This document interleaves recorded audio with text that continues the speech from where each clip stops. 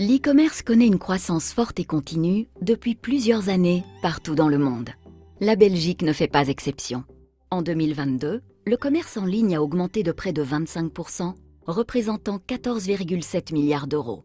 Cette croissance est une opportunité majeure à saisir pour nos entreprises. Le programme Digital Commerce de la stratégie numérique Digital Wallonia est là pour aider les entreprises régionales à saisir cette opportunité. L'objectif du programme est d'aider les commerçants, les TPE, les professions libérales, les acteurs du tourisme et de l'ORECA à réussir leur transition digitale tout en réduisant leur fracture numérique. Au travers de multiples actions, webinaires, événements sectoriels de sensibilisation, ateliers de formation, speed coaching, le programme Digital Commerce aide les entreprises à offrir une expérience d'achat digitale comparable à celle des grands acteurs de l'e-commerce. Digital Commerce se décline en 4 axes majeurs dont la sensibilisation et la formation des TPE en digital marketing, l'accélération de l'adoption de l'e-commerce grâce au diagnostic de maturité numérique DigiScore et aux aides financières liées au chèque entreprise. Depuis 2016, au total, ce sont pas moins de 8700 entreprises qui ont été sensibilisées et formées grâce à Digital Commerce. Plus d'informations sur digitalwallonia.be/commerce. Bonsoir à toutes et à tous. Bienvenue dans ce webinaire Digital Commerce, bien choisir vos prestataires pour votre communication digitale. Alors, c'est un nouveau sujet dans ce programme Digital Commerce. C'est la première fois qu'on fait ce sujet-là. On espère que ça va vous intéresser. N'hésitez pas à nous dire bonsoir dans le chat. Bonsoir déjà à Félix Fabian. N'hésitez pas à clavarder, à bavarder dans cet espace de discussion qui est là pour vous, pour échanger des bonnes pratiques, pour vous présenter, pour présenter vos commerces. N'hésitez pas à mettre le lien de votre site web, de votre LinkedIn, de votre Facebook, Instagram, etc., etc. N'hésitez pas à interagir, à faire chauffer vos claviers et à voilà, discuter dans cet espace en toute bienveillance, évidemment. Bonsoir Anaïs. Et donc, bienvenue dans ce webinaire où on va parler de comment sélectionner vos prestataires pour votre communication digitale, pour faire un site web, pour organiser votre marketing digital. Aujourd'hui, ça va parler aussi contrat, ça va parler de vos besoins également. Donc, on verra tout ça aujourd'hui, ce soir. Bonsoir Marie-Pierre. Euh, alors, avant de commencer, petit tour de la plateforme. Vous maîtrisez le chat. Il y a également une partie questions et réponses en dessous de l'écran. Vous voyez Q et R, questions et réponses. Pour nous aider à modérer ce webinaire, je vous invite à déposer vos questions en lien avec ce webinaire dans la partie questions et réponses. Et pour tout ce qui est bavardage, vous allez dans le chat. Alors, on va également vous poser quelques petites questions. Et ça se fera via le WooClap. Alors, un WooClap, qu'est-ce que c'est? Qu'est-ce que c'est? Je vais vous partager à l'instant l'écran. Vous allez vous armer de votre smartphone, outil très utile en ce moment. Vous allez vous armer de votre smartphone et scanner le QR code qui est à l'écran. Voilà, une des premières manières d'accéder au WooClap. La deuxième manière, c'est d'aller sur le site wooclap.com et de taper le code d'événement Digital Commerce. Donc ça, ce sera pour vous connecter aux petites questions qu'on va vous poser tout au long de ce webinaire. Alors, j'ai déjà lancé la première. Quelles sont les raisons pour lesquelles vous choisirez de travailler avec un prestataire pour tout ce qui est digital? Donc, n'hésitez pas à vous connecter au WooClap. Je le réaffiche. Je vous laisse répondre un peu à cette question. Et je vais présenter Jean-Philippe Bleureau, qui est notre expert phare de ces webinaires Digital Commerce. On le retrouve dans de nombreux webinaires. Les prochains webinaires seront également avec lui. Ça parlera e-commerce. On a pu parler de quoi déjà? On a pu parler d'Instagram, de Facebook. On a parlé de plein de sujets autour de la communication digitale. Et aujourd'hui, on va parler de prestataires. Exact. Alors, Jean-Philippe, pourquoi toi, tu ferais appel à un prestataire? Pour quelle raison tu ne le ferais pas finalement toi-même tout seul, vu que tu es expert? Ah, super question. Super question. En fait, ça dépend de chaque personnalité, de chacun. Je te donne l'exemple. Ma terrasse, je vais refaire une terrasse et je me dis, bon, ok, je vais envoyer quelques demandes de devis. J'ai envoyé quelques demandes de devis. Je crois qu'il y en avait qui pensaient qu'ils devaient faire aussi une piscine et un pool house vu les prix que j'ai reçus. Mais en fait, c'était en dehors de mon budget. J'aime bien bricoler et donc j'ai été acheter du bois et j'ai fait moi-même ma terrasse parce que j'aime bien, parce que j'ai envie de m'y impliquer, j'ai envie de prendre du temps pour le faire. Et donc, je l'ai fait moi-même. Maintenant, il y a plein de domaines où j'ai pas du tout envie, où je fais appel à des services extérieurs. Et donc, c'est vraiment en fonction de vous, en fonction de ce que vous, si vous dites, OK, le digital, je dois quand même m'y mettre moi-même, je dois comprendre, etc. Je vais prendre un peu de temps et je vais bosser dessus. Alors, il y a moyen de faire des choses assez professionnelles et de mieux en mieux, hein, grâce à l'IA notamment. Je vais le faire moi-même. Mais énormément de monde se disent: «Non, moi, je vais me concentrer sur mon boulot. Je suis, fleuriste, j'ai un magasin de chaussures, je dois me concentrer sur mon travail et donc je vais faire la partie communication, par exemple, marketing, mais aussi mon site web, mon site de e-commerce par un prestataire». Alors, Pauline, comment ne pas se faire avoir? C'est ce qu'on va voir aujourd'hui. Comment bien, pouvoir discuter avec des prestataires? C'est tout l'enjeu de ce soir. Et alors, nos webinautes ont répondu à la question: «Pourquoi choisir un prestataire?» Personne n'a mis pour faire une terrasse, heu, mais effectivement, il y a le côté gagner du temps dans l'activité pro. Ouais, ça évidemment. J'ai vu aussi déléguer pour déléguer, gagner du temps, expérience, au service, à votre Je service préfère me évidemment. concentrer sur mon activité. Très, très bien, je comprends très, très bien et c'est pour ça que vous êtes là. C'est vous dites: «OK, moi je dois me concentrer sur mon activité. Comment est-ce que je vais faire pour choisir mon prestataire de service?» On va voir tout ça de long en large ce soir. Donc c'est génial et alors on voit qu'il y en a que c'est pour faire plutôt le site web, il y en a que c'est plutôt pour, les réseaux sociaux, Ouais, augmentation du nombre de followers. On aura une question, spécifique, par rapport à ça juste, juste après.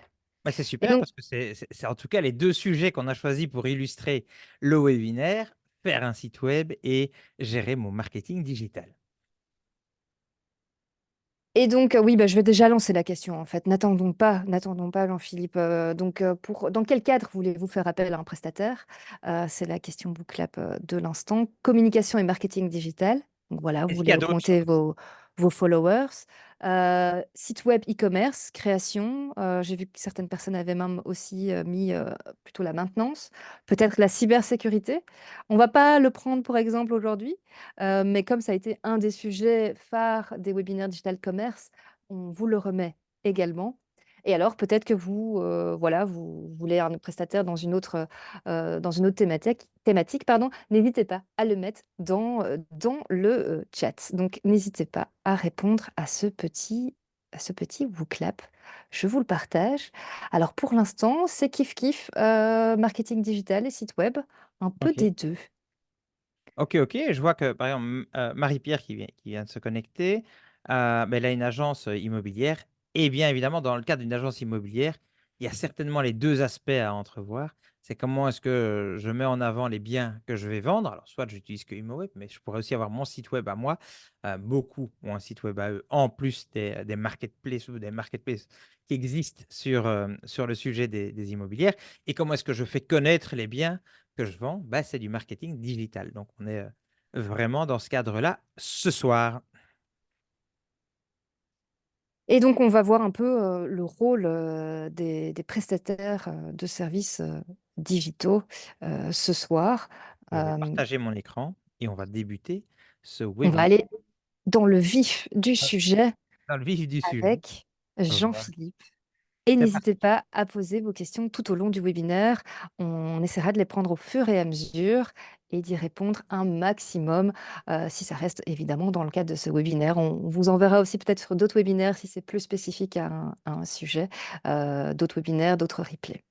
Exact. Et donc, pour se présenter un peu, Pauline, parce qu'il y en a peut-être qui ne nous connaissent pas encore. Donc, Jean-Philippe, je suis responsable de digital pour un grand groupe. J'ai ma société et j'accompagne des PME, des petites entreprises, des entrepreneurs à développer et à digitaliser leur entreprise. Et en fait, ce que j'essaye de faire, très clairement, c'est que je prends toutes les bonnes pratiques des grands groupes internationaux et je les applique à nous, petits commerçants, parce que j'ai aussi une petite société, hein, je suis seul dans ma société. Et donc, j'essaye d'appliquer ça dans mon entreprise. C'est ce qu'on va faire aujourd'hui. J'ai été regarder les contrats, j'ai été regarder la manière dont on procède, moi, comment je procède pour faire des contrats avec des très gros prestataires. Et on va l'appliquer à notre quotidien. Et voilà, et vous avez Pauline, qui est notre animatrice du jour. Et voilà, je vais essayer de modérer au mieux ce, webinaire. Donc n'hésitez pas, faites chauffer les claviers. Alors, c'est sûr qu'aujourd'hui, le monde digital, c'est un monde nouveau. On n'est pas tous habitués, hein. On va tous sur le web.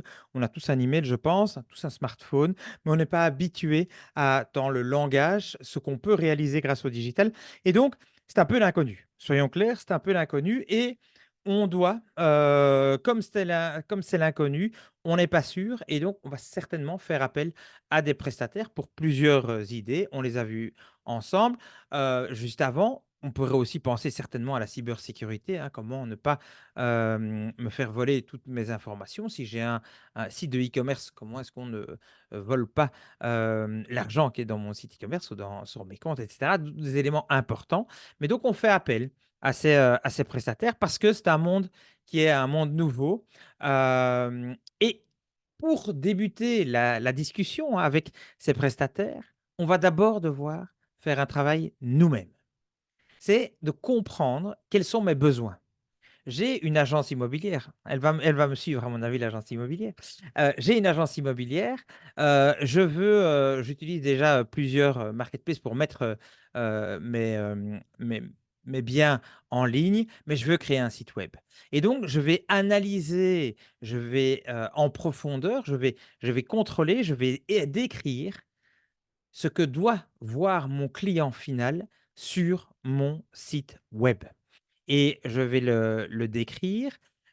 On va voir comment décrire chaque étape d'un site web ou d'une approche marketing ensemble. Mais pour le faire, comment le faire? Et c'est la question au clap suivante.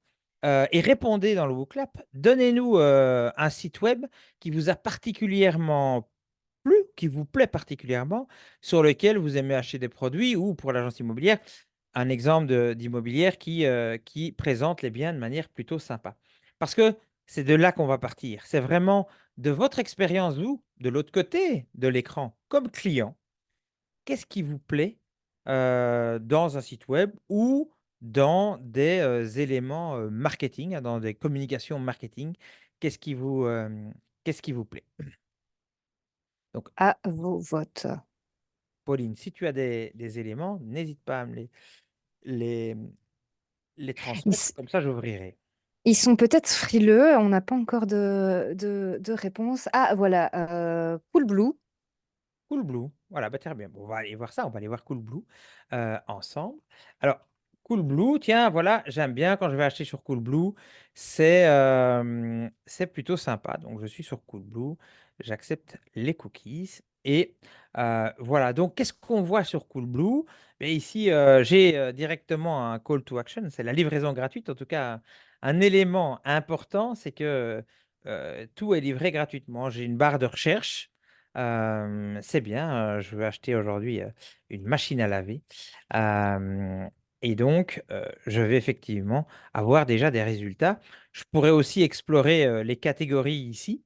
Ça, c'est tous des éléments qui sont dans la page de garde, qui sont importants. Moi, je trouve que c'est facile, c'est bien organisé, ben, voilà, chercher un lave-vaisselle, ou un lave-linge, eh bien, je peux le trouver assez rapidement, soit par la recherche, soit par par la navigation. Bon, si je suis dans la cuisine et dans les Je trouve lave-vaisselle, qu'on il y a je trouve plusieurs éléments. qu'on je trouve qu'on identifie bien aussi, Coolblue avec, cette couleur bleue partout, Ouais, et puis cette petite touche, orange. C'est très bien pour notre webinaire, ça reste un peu dans les tons bleus. Très c'est bon bien. choix des webinotes, mais tout ça pour dire qu'on identifie, assez rapidement, qu'on est sur le site de Coolblue, je trouve. Il y a une charte graphique, bien identifiée Et qui se on va en retrouve parler, hein. partout, quoi. On va parler, de la charte graphique, un élément important, pour vous, et on ne va pas passer, le webinaire sur les sites de e-commerce. C'est juste pour vous montrer, OK, mais vous mettez-vous à la place, de vos clients et tiens, quel site vous a plu? Comme ça, vous allez aller regarder le site et commencer à analyser les éléments qui vous plaisent sur le site et vous les listez. Super important, vous commencez à prendre note de ce qui est important. Vous allez voir une pub, hein, ça c'est important. Je vois que, faire connaître son agence, beh, tiens, quel est le ton, hein, de la publicité? Moi j'ai été voir, j'en poste souvent, mais sur Respire par exemple, c'est quelque chose de très humain. On voit, hein, elle se prend toujours la directrice générale se prend toujours, en photo, là sans doute avec un pharmacien. Heu et donc c'est très, très humain, elle a pris une simple photo et elle explique du contenu. J'aime bien le site, MyVariation au niveau e-commerce. C'est plutôt un site intéressant, surtout que maintenant, ils viennent de rajouter un abonnement et en prenant l'abonnement, c'est nettement moins cher, qu'avec abonnement, donc je trouve ça vraiment intéressant. La manière dont ils approchent c'est aussi ce côté marketing, hein, dans un site de e-commerce et donc je vais aller m'inspirer de sites qui me plaisent moi, OK? Ou de publicités qui me plaisent moi et je vais prendre plusieurs, je vais par exemple faire des copies d'écran, les mettre dans un document Word et commencer à réfléchir, dessus. Parce que vous allez ensuite devoir détailler les fonctionnalités que vous exigez à votre prestataire, si vous faites un site web. Si vous faites, plutôt pour du marketing, vous allez devoir exiger: «Tiens, quel est le ton qui est donné? Quel est le type de photo que je j'aime bien? Quel est le design que vous pouvez me proposer?» Et tout ça, on va le décrire et je vais vous l'expliquer rapidement pour le site web parce que c'est important, la manière dont vous allez pouvoir le décrire. Vous allez décrire votre besoin. Mais prenez cet exemple de site web exactement de la même manière pour du marketing. Exemple, ben voilà, qu'est-ce que moi j'ai fait? Et même je l'ai fait devant vous. Pour rechercher Coolblue, j'ai d'abord été sur, Google et j'ai recherché par le nom de l'entreprise. Mais vous allez dire certainement: «Bah, tiens, moi je veux qu'on trouve mes produits, hein, mes biens, mes maisons». Alors donnez-moi d'autres éléments, hein. Qu'est-ce que vous faites, d'autre? Hem, toute notre communauté qui nous suit, qu'est-ce que vous faites, quelle est votre activité? Comme ça, je vais vous prendre en exemple. Donnez-moi aussi vos sites, je vous mettrai en évidence. Mais donc En tout cas, dans les liens des sites web qui leur plaisent, il y avait, T-Tower, Patagonia, dans les agences immobilières, il y avait Marjorie Thomas et Vaness.be. Patagonia, on peut aller voir un Patagonia. C'est la marque, ouais, c'est la marque de De vêtements.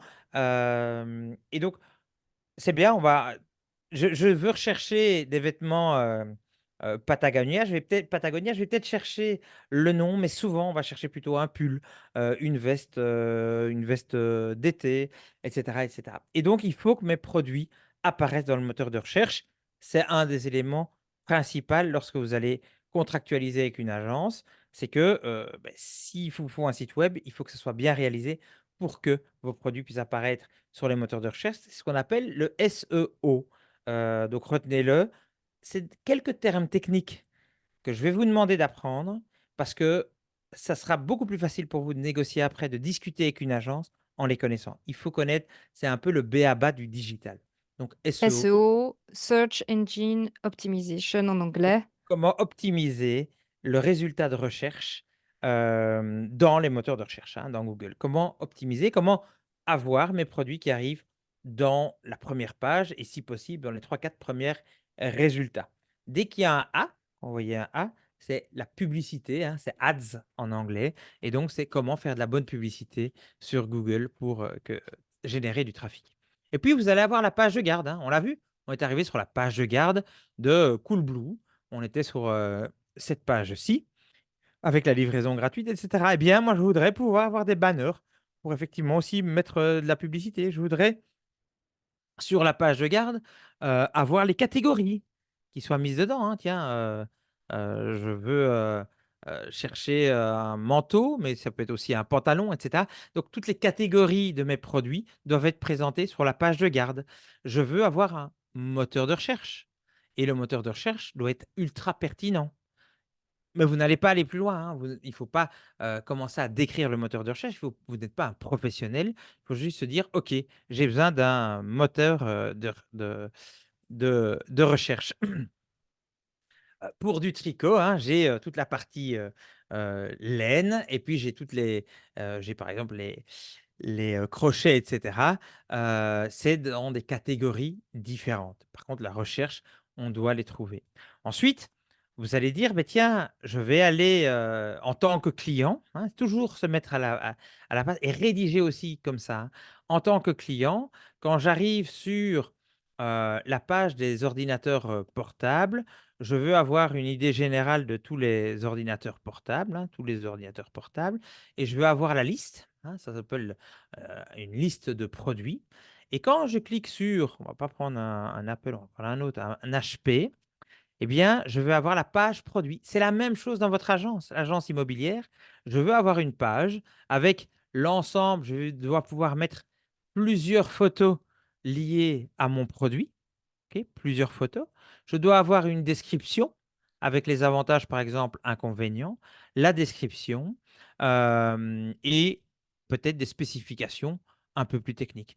Et évidemment aussi le prix, un prix barré, hein, n'oubliez pas, vous pouvez faire des promos, un prix barré, la livraison, j'achète, et une fois que je dis: «Bah, tiens, oui, j'achète», vous allez arriver, et le parcours est plutôt facile ici, hein, tu vois, Pauline, heu ici, avec des propositions de se dire: «Beh, tiens, est-ce que je n'achèterais pas aussi une souris parce que, j'ai pas de souris ou je vais pas du tout, en acheter», Ah, hein. c'est une chouette fonctionnalité là de se Ouais, dire on va proposer un autre produit, dès qu'on a, sélectionné un achat et un produit en lien avec, ouais, évidemment la souris avec le laptop. ça Pas la s'appelle machine à laver avec le laptop. le cross-sell, hein. Donc comment est-ce qu'on vend un peu plus, hein, comment est-ce qu'on augmente le panier des clients? C'est en leur proposant des éléments ou des produits qui sont complémentaires.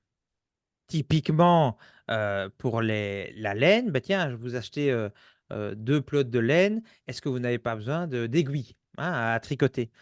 Typiquement, ça marche très, très bien, et donc vous dites: «Ah bah oui, ça, il me le faudrait». Ça n'existe pas toujours, pensez-y, et vous l'avez vu sur, Coolblue, vous l'avez vu sur d'autres sites, donc inscrivez-le, et puis, je dis: «Ben non, j'ai besoin de rien d'autre», je fais continuer, j'ai pas besoin d'assurance non plus, 2 ans, c'est suffisant, et je vais aller voir mon panier, et donc ça, c'est une fonctionnalité évidemment. Je dois avoir un récapitulatif dans le panier, mon prix, les services compris, et je commande avec le paiement. OK, et la partie paiement, je peux payer avec Bancontact. On verra tout ça, hein, pour les sites d'e-commerce. Mais ce que je veux vous montrer ici, c'est le parcours que vous avez réalisé, vous, en tant que client, sur un site que vous aimez bien. Et vous voudriez que votre site à vous, ça soit aussi facile. Donc, prenez-le en exemple. Et donc, on va passer à tout ce que l'on vient de voir, Pauline. La recherche, la page de garde, sans doute une page spécifique si vous créez un événement ou quoi.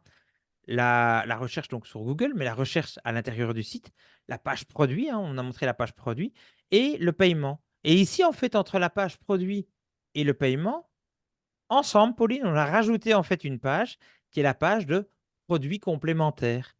Super important, je ne l'avais pas prévu, mais c'est en regardant le site que vous nous proposez que c'est vraiment intéressant d'avoir cette étape supplémentaire pour vendre plus. Eh bien, je rajoute ça, et je demande, et je vais demander évidemment lors de mon demande de devis, ma demande d'offre, d'avoir cette page dedans.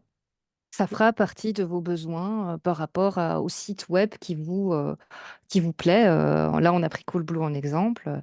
On veut, avoir une proposition d'autres produits, du cross-selling, de l'upselling, C'est ça. et cetera, et cetera. Tout à fait, et je vous ai mis ici en bas ça sera un peu la suite, hein. Si, ils montent mon site, mais après ils s'occupent de mon site, en continu, beh, je vais leur donner aussi un objectif en termes de trafic. Je veux, hein, que, sur ma page, il y ait autant de personnes par semaine, par mois, qui viennent voir mon site. Sur la page Attention qu'on verra quand même que les objectifs, en termes de SEO, donc je rappelle, tout ce qui est référencement sur Google, c'est des choses qu'on n'obtient pas, du non. jour au lendemain. Vous lancez un site, il va falloir pas mal de temps, et beaucoup d'ingénierie pour pouvoir arriver au top des résultats. Parce que Google doit apprendre à vous connaître, hein. Mais ça, on vous donnera tous les trucs et astuces aussi, au webinaire sur la partie e-commerce. Mais c'est vrai que, les SEO n'est pas si simple que ça. Vous allez aussi pouvoir demander, s'ils s'occupent de votre site, mais que la conversion, alors qu'est-ce qu'une bonne conversion, hein? Quand on a 100 personnes qui arrivent sur un site, combien achètent mes pelotes de laine? On le verra ensemble, mais c'est en général entre 2 et 5 des personnes qui achètent effectivement, qui passent commande sur un site de e-commerce. Et quel est le montant de mon panier? Donc justement, tout ce qu'on vient de voir maintenant avec Coolblue, le cross-sell, hein, comment ajouter plus de produits au panier, comment faire pousser le client à acheter plus parce qu'il en a besoin, certainement, eh bien, c'est le checkout. Donc ça, tout ça, réfléchissez-y parce que vous allez devoir rédiger un appel d'offres. Dans votre appel d'offres, il faudra l'indiquer. Alors, pour votre simplicité, avec Pauline, ce qu'on a fait, c'est qu'on a fait un petit formulaire Excel où on vous a mis les noms des fonctionnalités, hein, tout ce qu'on vient de voir, hein, la page de garde, les landing pages, la recherche, la description. Et est-ce que c'est important, très important ou moyennement important pour vous, ok, en général? OK, et donc on vous a mis, ces éléments-là. C'est des éléments évidemment que vous pouvez reprendre, tels quels ou que vous optimisez en fonction de votre secteur, en fonction de votre activité. Mais vous vous dites: «OK, pour moi, c'est vraiment très, très important et donc il faut que la société qui réponde à mon appel d'offres, bah, elle ait dit: «Bah oui, effectivement, je vais vous faire ça, je vais vous faire ça et je vais vous faire, cette page». Si on prend l'exemple du marketing, hein, pour ne plus prendre le site web, pour aller sur un autre type de prestataire, beh, c'est sûr que, si je n'ai aucune idée de ma stratégie et de l'approche que je dois avoir sur les réseaux sociaux, parce que c'est pas du tout mon métier, j'ai pas du tout envie de m'en occuper, par contre, je veux avoir plus de chiffre d'affaires, eh bien, je vais demander à l'agence de me créer une stratégie et une approche liée à mon domaine par rapport à mon type de clientèle. De nouveau, l'agence immobilière, en général, est plutôt locale, vend peu à l'international. Et donc, je vais être sur, des clients qui vont être régionaux, plutôt et donc c'est à eux que je vais m'adresser. Ça doit être dans la, stratégie. Heu, les rapports de performance, super important. Si je fais du marketing, je veux connaître à chaque campagne que vous allez faire, quel est le résultat et donc je dois recevoir des rapports de performance, c'est évident. Quelle est la tarification? Vous allez me demander pour créer les posts. Si vous choisissez, de faire des posts sur Facebook, Instagram, peut-être des vidéos sur TikTok, pourquoi pas, hein? On voit de plus en plus d'agents immobiliers d'ailleurs, sur TikTok et en vidéo. J'en ai, pas mal dans les personnes que je suis. Et donc je vais aussi, viser TikTok parce que j'ai, des biens qui s'adressent à une clientèle un peu plus jeune, donc ça m'intéresse. Mais je voudrais aussi faire du paid, donc des publicités payantes en ligne pour encore apporter plus de monde. Mais est-ce que les 100 €, 200 € que je mets, est-ce que ça me rapporte réellement?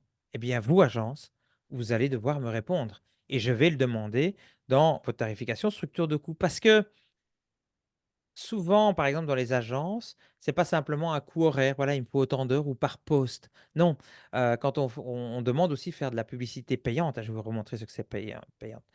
Publicité payante, c'est par exemple ici, quand on va rechercher, une veste, d'été, homme. Ici, vous voyez, il y a la partie, il est mis sponsorisé. Je vais un peu agrandir mon écran. Il est mis sponsorisé. Ça, c'est des gens qui payent pour être à ce niveau-là. Vous voyez, il y a non, mais Zalando n'a pas payé. Voilà, Zalando n'a pas payé. Il est très bien référencé sur le mot veste légère homme. Ça, c'est le SEO. Donc, veste légère homme, Zalando est numéro un. Amazon a dû payer et la boutique officielle a aussi du pays. Vous voyez, sponsorisé. Vous allez recevoir ces propositions. Vous pourriez aussi être ici, hein, c'est payant aussi. Une agence peut évidemment s'occuper de ça, mais parfois ils vont prendre une commission, hein, sur tout ce qui est paid media. Et donc, vous allez devoir faire attention à ces éléments-là. Quelle est la stratégie de croissance à long terme, hein? Moi, je veux que mon entreprise atteigne autant de chiffre d'affaires, ce qui veut dire autant de visites par mois sur mon site. Comment est-ce qu'on atteint, le trafic que je demande? Quelle est votre stratégie pour l'atteindre? Donc, on vous a listé ici, on ne va pas tous les passer en revue, ce qui était très important, pour nous, pour en général une entreprise, qui se digitalise et qu'est-ce qu'il fallait exiger, comme fonctionnalité de base de l'entreprise. Hem, alors, un petit élément, un petit truc aussi, vous allez pouvoir, par exemple, pour les sites web, aller un peu plus loin, hein. Alors pour la partie e-commerce, la partie, marketing pardon, c'est de se dire: «Tiens, moi je voudrais être sur TikTok, pas tellement sur Pinterest. Je voudrais être aussi, sur Facebook» parce que Facebook, je l'ai entendu, lors du dernier webinaire, que Jean-Philippe et Pauline ont donné, c'est toujours le réseau social numéro 1 en Belgique, donc il vaut mieux y être. Et donc je voudrais être, sur Facebook et sur Insta, tiens, pendant le même webinaire, on m'a dit qu'on pouvait poster sur les 2 plateformes en même temps, donc ça ne doit pas coûter trop cher de le faire, en même temps. Bien joué. Donc ça, c'est déjà des éléments que vous pouvez donner.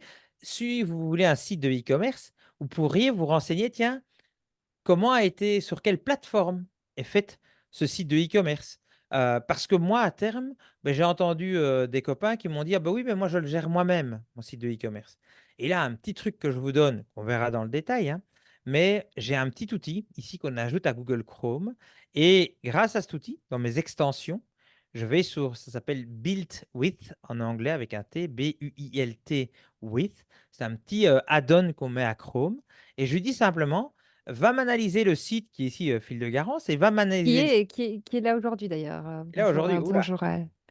on lui fait un grand coucou.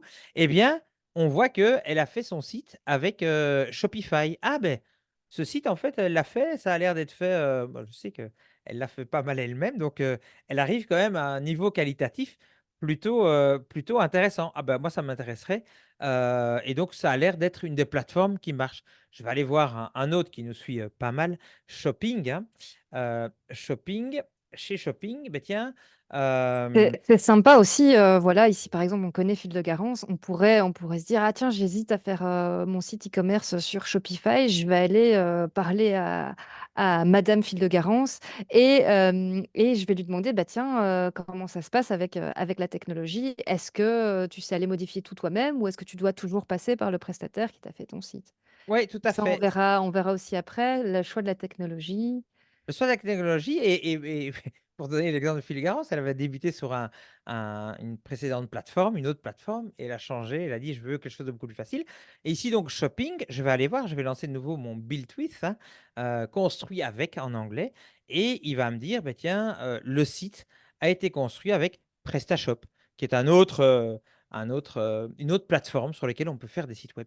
Mais en vous commençant à vous professionnaliser, vous voyez, avec des petits outils, hein, tout simples, hein, d'aller voir, beh, vous pourrez dire: «Ah bah oui, j'ai vu celui-là, c'était plutôt pas mal» et en général, ils vont donner des fonctionnalités qui sont similaires et si vous connaissez des gens et pourquoi pas utiliser la communauté des gens qui nous suivent, hein, des de nos followers, des webinautes qui nous suivent, qui suivent les webinaires, pourquoi ne pas leur demander: «Tiens, est-ce que c'est facile, la manière dont vous avez fait le site? Est-ce que vous le maintenez vous-même?» et cetera. C'est aussi une bonne idée, pour vous. Mais donc une petite idée, pour vous monter en compétence, vous dire: «Tiens, en fait, il existe des plateformes pour le faire».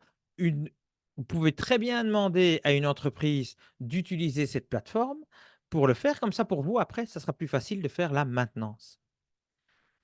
Vous pouvez certainement, regarder et vous commencez à vous spécialiser sur le type de plateforme, mais ça va aussi être plus facile pour vous à sélectionner une entreprise par la suite.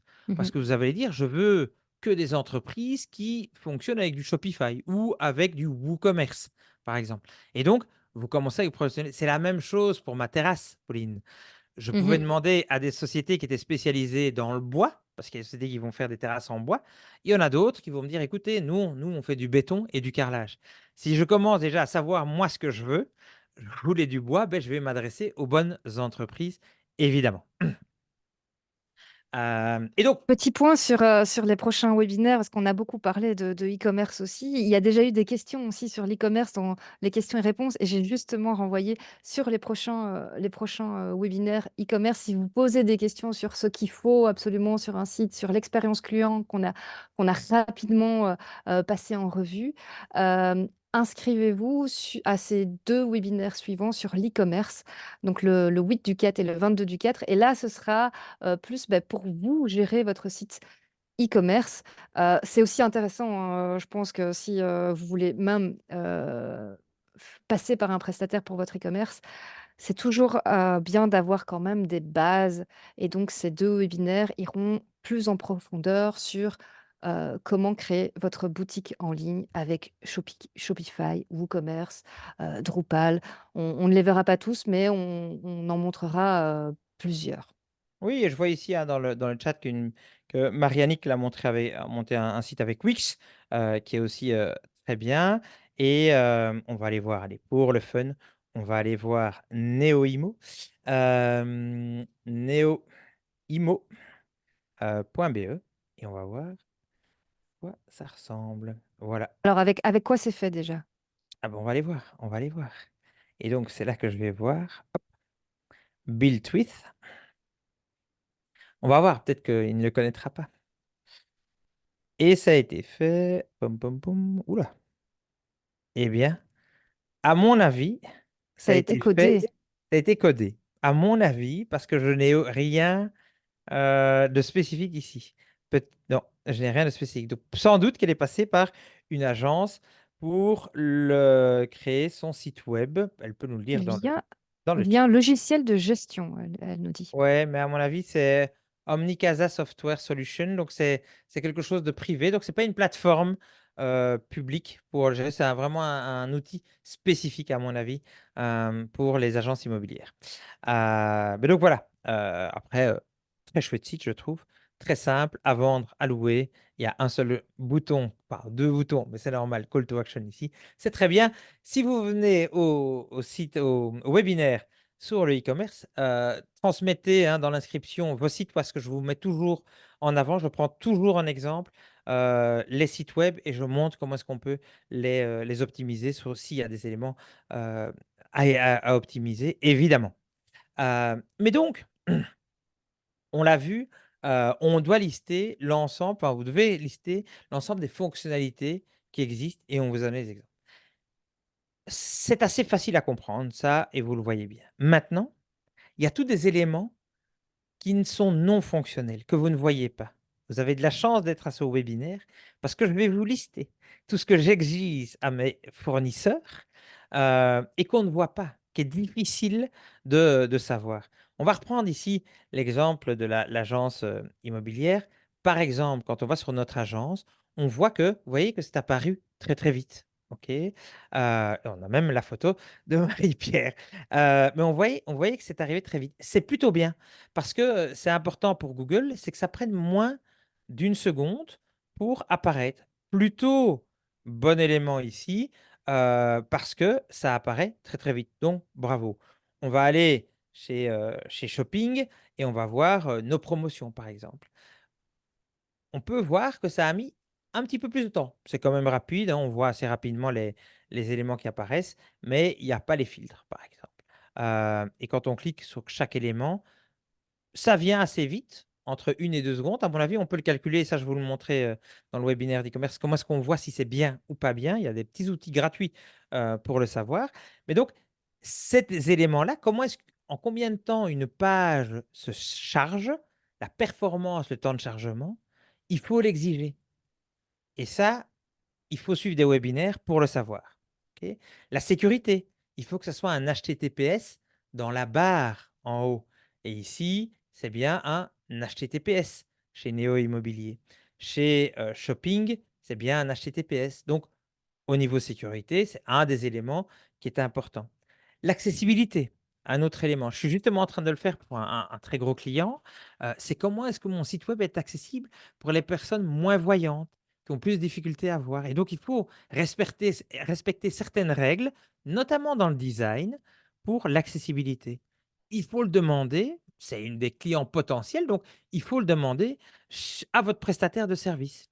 La facilité d'utilisation. Le site doit être intuitif, donc la user experience, hein, c'est impalpable, mais il faut l'exiger. La charte graphique, tu en as parlé tout à l'heure, mais l'intégration de votre charte graphique, si vous avez une charte graphique, c'est important de le faire et on fera un petit point un peu plus dans le détail par la suite là-dessus. Euh, le multilinguisme et les multidevises, ça c'est pour moi aussi plutôt fonctionnel, mais on peut le prévoir dans un élément non fonctionnel parce qu'aujourd'hui, Après, ça dépend du besoin aussi. oui, je suis assez local parce que mon agence immobilière est située je sais pas où, est situé, bim, où là, parce qu'on a à l'heure, donc en province de Liège. Mais je vois que j'ai plus en plus de personnes de région flamande qui viennent voir mon site. Donc, ben, pourquoi pas avoir la possibilité de l'avoir dans les deux langues. Ok, c'est pas prévu ici, mais c'est peut-être une évolution qu'il faut prévoir. Et donc, il y a tous des éléments qu'on ne connaît pas dès le début et il faut prévoir. On vous les a de nouveau mis ici avec une importance. Est-ce que c'est important? Moyennement important. Mais regardez-les, listez-les, parce que quand vous allez discuter avec une agence, vous allez avoir l'air de connaître beaucoup mieux votre sujet que si vous arrivez en disant, en fait, moi, je connais rien, donc dites-moi ce que je dois faire. Et là, vous risquez un peu, peut-être, de vous faire avoir. Alors, petit lien aussi avec ce que tu disais, je trouvais que c'était sympa à ajouter. Comment savoir qu'il y a de plus en plus de néerlandophones qui viennent sur votre site? Ah, Avec l'exemple, par exemple, de NeoImo, exiger aussi de l'analytics et des rapports. C'est dans la petite liste des éléments non fonctionnels. c'est ici. On aura aussi, un webinaire sur, tout ce qui est, les analytics et voir un peu C'est ce qui est prévu dans intéressant la partie et e-commerce cetera. 2, c'est de voir, tiens, quel est le type de client qui vient chez moi pour que je puisse adapter mon site web. Effectivement, si je vois que j'ai beaucoup de clients qui viennent d'Allemagne ou de Flandre, mais en fait, j'ai aucun contact avec eux parce qu'en fait, ils quittent directement parce qu'il n'y a pas le multilinguisme. C'est intéressant de le savoir et de le demander, de l'exiger dès le départ. D'accord? Et tu parlais d'adapter et ça, on en parlera aussi, juste après, cette capacité d'adaptabilité. J'ai du Oui. mal à le dire, mais je l'ai dit. Tout à fait. Et par exemple, pour les agences immobilières, les agences de communication, il faut faire attention, par exemple, aux lois et régulations. Par exemple, je suis une profession libérale, je ne peux pas faire n'importe quoi. Il faut évidemment que l'agence le sache. La propriété intellectuelle, bah tiens, vous créez des posts, vous créez des éléments pour ma marque, pour ma société. À qui est-ce qu'ils appartiennent? Est-ce qu'ils appartiennent à vous ou est-ce que j'ai un transfert de droit, hein, de propriété intellectuelle qui est réalisé? Euh, la responsabilité et les assurances. Tiens, vous postez pour moi, qui est responsable si vous postez des éléments qui sont injurieux, par exemple, par erreur ou quoi, mais ça peut arriver. Et donc, il faut le prévoir. C'est tout ce qui est non fonctionnel, non visible, et il faut absolument l'avoir dans euh, la description du besoin que vous allez faire. Alors, Petite question, Clap pour, la suite des explications. Est-ce que vous savez ce qu'est un, mood board? On vous propose quelques solutions dans le WooClap. Est-ce que c'est une planche de tendance ou d'inspiration qui vous aide à définir les grandes lignes esthétiques, les lignes de design d'un projet? Est-ce que c'est une planche avec votre humeur du jour pour prendre des décisions objectives? Est-ce que c'est une planche pour surfer sur la vague d'internet? moi, la Pas dernière, je l'aime bien. Le surf sur la vague d'Internet, plutôt sympa. Merci, merci, je Ah, ouais, vais c'est le gentil, il y en a qui ont voté pour moi. Ça, c'est bien. Euh, Bah oui, oui, vous êtes bon, hein, vous êtes bon. Évidemment, c'est une planche que vous créez avec des tendances que vous aimez, avec des inspirations qui vous inspirent, évidemment, pour définir finalement ce que vous voulez. Et ce mood board va vous aider à finalement montrer ce que vous aimez aux futurs prestataires. Oui, super important et en fait, je l'ai découvert il y a pas longtemps, Pauline, figure-toi, parce qu'en fait, je donnais une conférence sur l'IA à des architectes et c'est là que j'ai vu qu'en fait, ils travaillaient tout le temps avec des mood boards et donc je vais vous montrer, un mood board, comment est-ce que ça se passe. Mais c'est ce type, d'éléments, hein, où vous allez pouvoir dire: «Beh, tiens, moi, mes couleurs de préférence» et c'est plutôt aussi la charte graphique, hein, pour nous dans le digital. Ma charte graphique, ce sont ces couleurs-là et j'ai défini ces couleurs-là comme étant mon identité visuelle, hein, mon identité, graphique et donc veuillez les utiliser et c'est cette identité graphique qui est à la base de votre entreprise, de votre marketing, hein. Vous devez d'abord définir votre identité graphique et puis après le décliner partout. Que ça soit sur votre site, que ça soit sur votre marketing, que ce soit aussi sur vos plaquettes, il faut que cette identité visuelle, elle soit bien partout. Si je prends ici, Néo, sans doute que, l'identité, visuelle est un vert, et un gris avec, un peu de orange et c'est, des couleurs très pastel. OK? Certainement que, pour shopping, c'est du noir et du rouge. OK? Et donc vous allez définir votre identité visuelle pour pouvoir après le communiquer tant vers l'agence marketing que, la personne qui va faire, la société qui ferait votre site web pour dire: «Ben voilà, veuillez suivre ma charte graphique». Alors, comment le faire? Et tu sais bien, on va vous montrer un peu d'intelligence artificielle aujourd'hui. Je vais aller vous montrer Midjourney. Midjourney, c'est le meilleur logiciel pour créer, des images et je vais pouvoir taper, charte graphique, ici web, charte graphique web pour, une agence immobilière, par exemple. Je vais aller très, très dans le détail et il va me donner des idées de couleurs, vous voyez? C'est ça qui est important, c'est dire: «OK, moi, je suis plutôt dans, ça me plaît plus, OK, ça me correspond plus, ce type, d'image, ce type de, ce type d'identité me plaît, plus» ou voilà, c'est ça qui me plaît plus et donc vous voyez, vous allez avoir plein d'idées de, chartes graphiques que vous pouvez générer. Vous pouvez demander à l'intelligence artificielle, ici je fais juste une recherche, mais vous pouvez très bien lui dire: «Tiens, crée-moi une charte graphique avec telle et telle couleur», il va vous le créer, OK? On pourrait très bien charte graphique, web avec du bleu, bleu et du gris, par exemple. Il va me trouver toutes des chartes graphiques li avec du bleu et du gris. Super important de vous-même le définir à l'avance. C'est votre identité et donc c'est à vous à faire cette démarche. Vous pouvez évidemment aussi vous faire accompagner. Vous pouvez très bien demander à la société qui vous accompagne de la créer avec vous, hein, évidemment.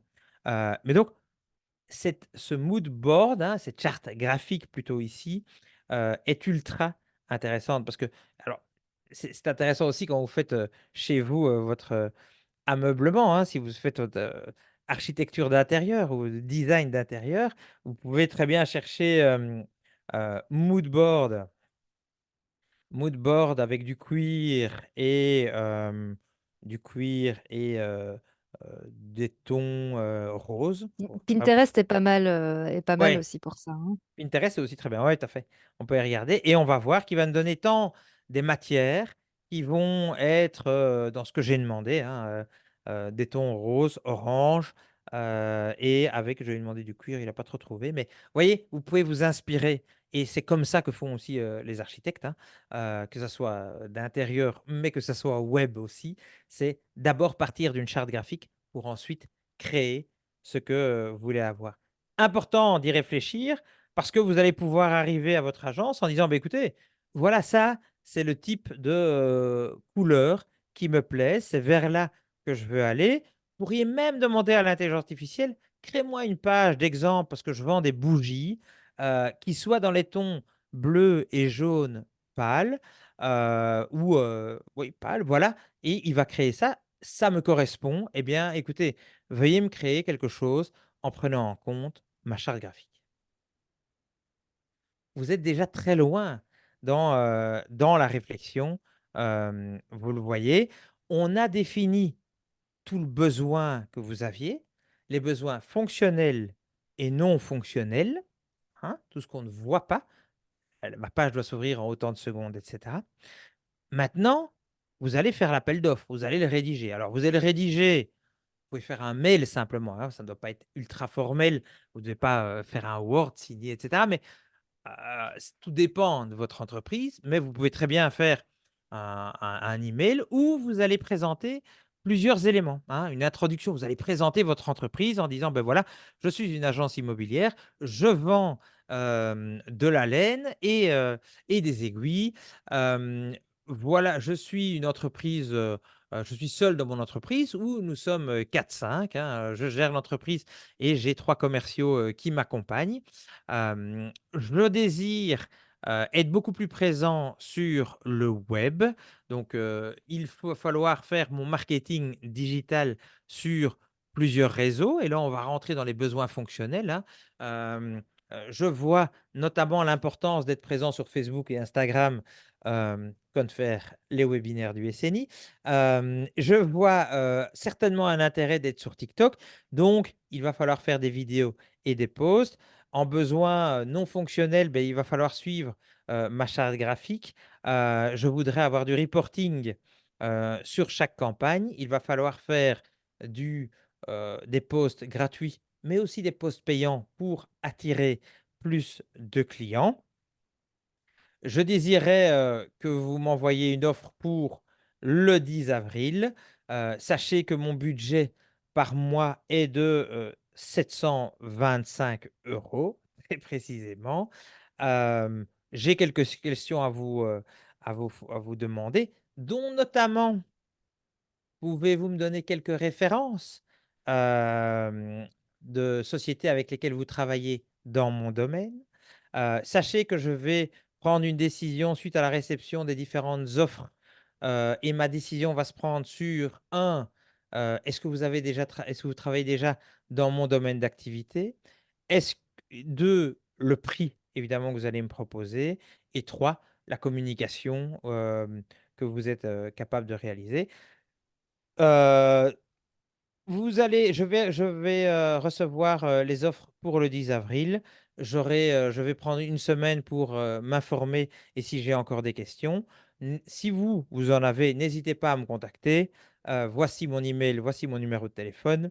Vous pouvez me répondre simplement par email, c'est suffisant. Voilà, ça, c'est un appel d'offres avec on vous a listé, hein, simplement les éléments, importants qu'il fallait mettre dans un appel d'offres afin qu'il soit, hein, pas simplement qu'il paraisse, mais qu'il soit pertinent et qui semble professionnel, qui soit professionnel par rapport aux entreprises que vous allez, targeter, que vous a à laquelle auxquelles vous allez envoyer votre appel d'offres et ça, on va le voir dans la deuxième partie, c'est comment choisir mes entreprises, hem, comment, Les négocier sélectionner. Ah. Négocier avec les entreprises, qu'est-ce qu'il va falloir ajouter? Parce qu'ici, on a vu le besoin, mais il y a encore 2 autres étapes super importantes qu'on va voir ensemble et à ne pas louper parce que, sinon, on risque après d'être très mal pris.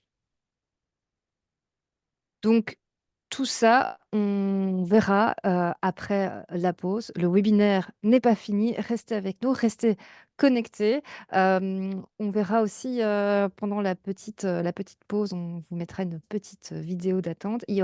Ça parlera aussi de chèque entreprise, on en parlera aussi juste après, justement, des aides que vous pouvez avoir pour des sites internet, du marketing, de l'audit cybersécurité. J'ai vu qu'entre-temps, certaines personnes avaient sélectionné cybersécurité dans les besoins de prestataires. Donc n'hésitez pas à boire un verre d'eau et à revenir avec nous dans 5-6 minutes pour la suite de ce webinaire «Bien choisir vos prestataires pour votre communication, digitale». À tout de À tout de suite les suite. webinautes et Jean-Philippe. À bientôt. À tout de suite.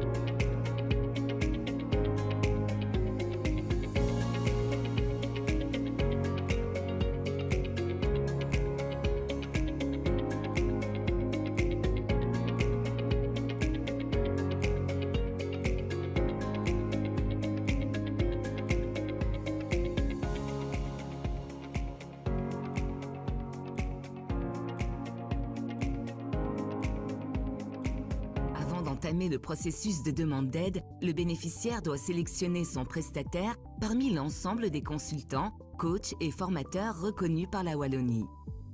Petite précision, le formulaire de demande de chèque en ligne peut être complété soit par le bénéficiaire, soit par le prestataire.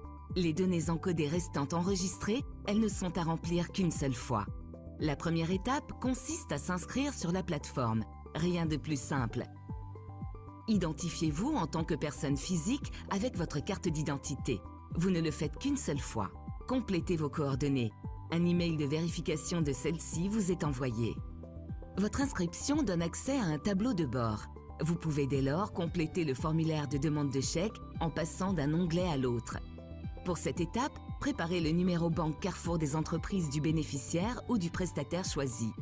Si le bénéficiaire est un créateur d'entreprise, il ne dispose donc pas encore de numéro BCE. Pas de problème, il suffit d'encoder son numéro de registre national. Complétez ensuite les champs liés à votre demande. Pour accélérer cette étape, certaines informations peuvent être préparées à l'avance. Les objectifs du chèque demandé, la valeur ajoutée de la prestation pour l'économie wallonne, le planning supposé de la prestation, le montant du devis émis par le prestataire et la convention. La plateforme indique alors deux montants, l'intervention publique de la Wallonie et la quote-part à verser par le bénéficiaire pour que la prestation puisse débuter. Une fois les champs complétés, le dossier est soumis à l'administration pour vérification. Si le dossier est incomplet, l'administration revient vers vous. Vous bénéficiez alors d'un délai d'1 mois pour le compléter.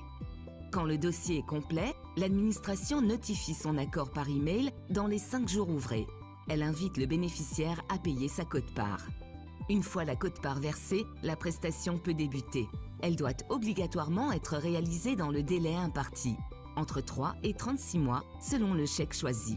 Enfin, lorsque la prestation est terminée, vient la phase de clôture du dossier. Le prestataire émet une facture et un rapport de prestation. Il les charge sur la plateforme. Le bénéficiaire valide ces documents dans les 15 jours ouvrés. L'administration vérifie le dossier avant de payer le prestataire. Attention, la TVA reste à charge du bénéficiaire. Accès facile, traitement rapide. Aujourd'hui, profiter de l'accompagnement de spécialistes n'a jamais été aussi aisé.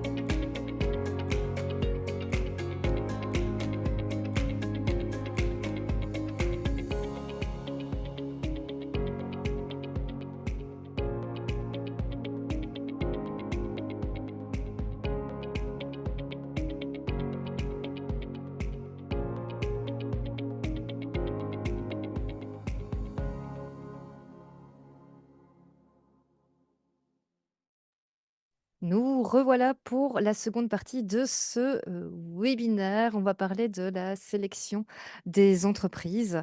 Voilà, vous avez demandé des devis, comment sélectionner. C'est ce qu'on va voir dans cette seconde partie. Et alors, pour être en vrai live, je vais quand même répondre aux 2 dernières questions sur le chat. Oui, Marie-Annick, il y a effectivement un vocabulaire internet.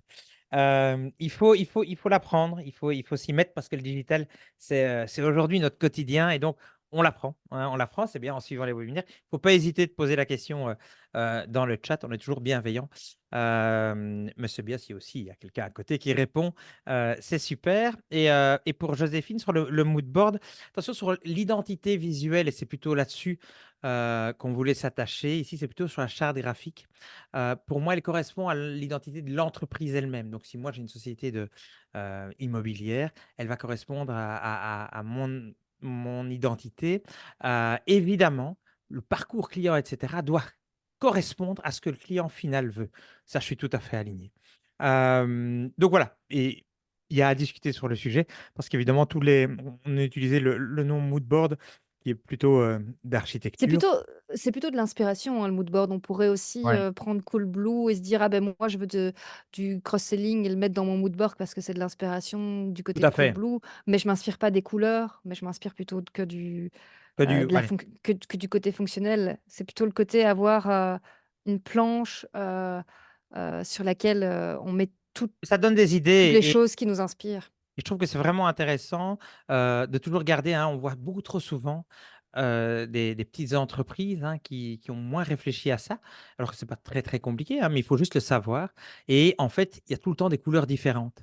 Je recevais en coaching, il y avait Digital Day, je recevais en coaching, des entreprises, on peut faire une demi heure de coaching, avec nous et donc je voyais qu'il y a énormément de c'est très, très, très disparate la communication et ça, c'est important de garder toujours une même ligne de conduite une même identité, aussi dans la manière dont on parle, hein, le tone of voice, hein, la manière dont on va parler à nos futurs clients, à nos prospects. Est-ce que je tutoie? Est-ce que je vous vois? Tout ça, il faut le décider.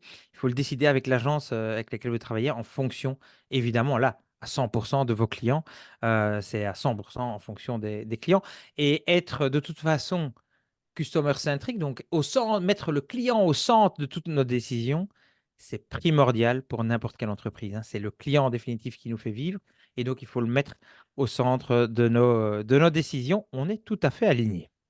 Alors, on va passer à la deuxième partie, assez intéressante, c'est quelles entreprises est-ce que je vais sélectionner? Donc, on a fait ensemble euh, la liste de toutes les fonctionnalités que je voulais, que ce soit pour mon marketing ou pour mon site ou pour mon e-commerce.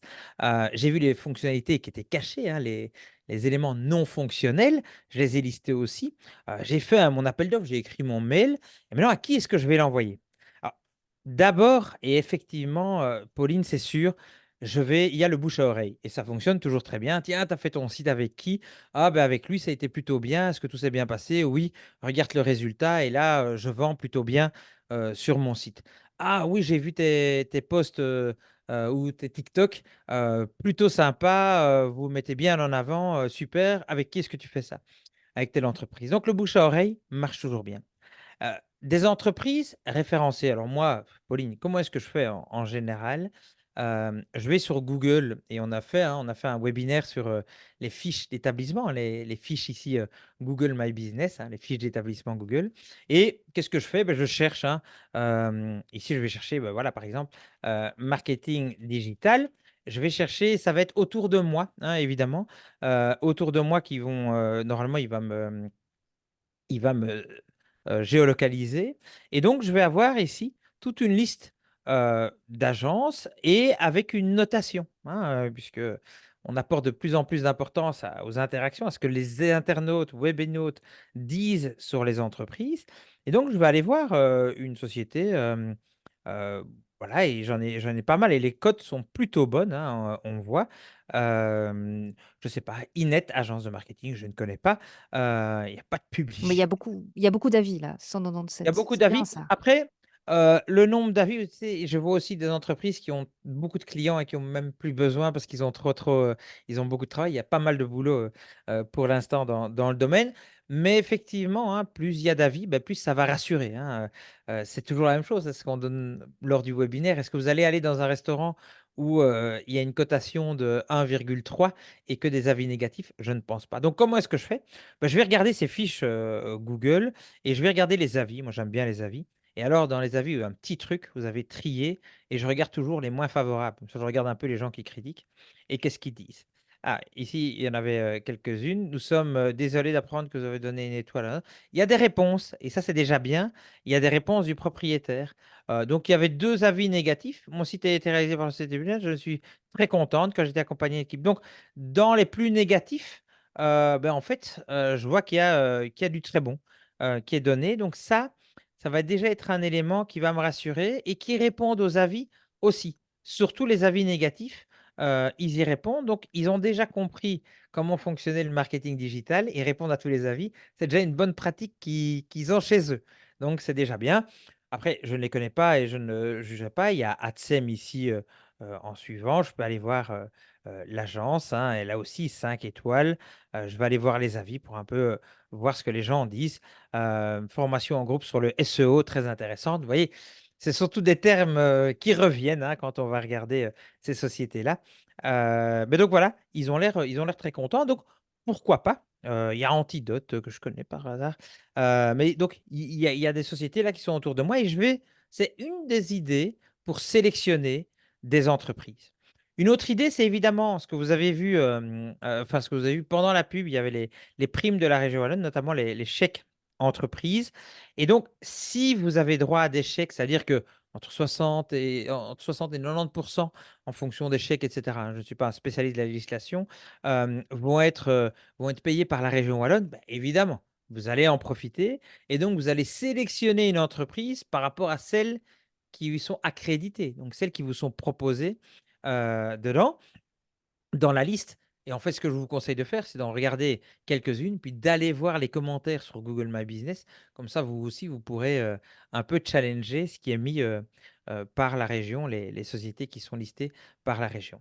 Un dernier élément, c'est les annuaires d'entreprise, hein. Par exemple, sur l'ADN, l'agence du numérique, ils proposent pas mal de sociétés. Il y a Compass, il y a Shortlist.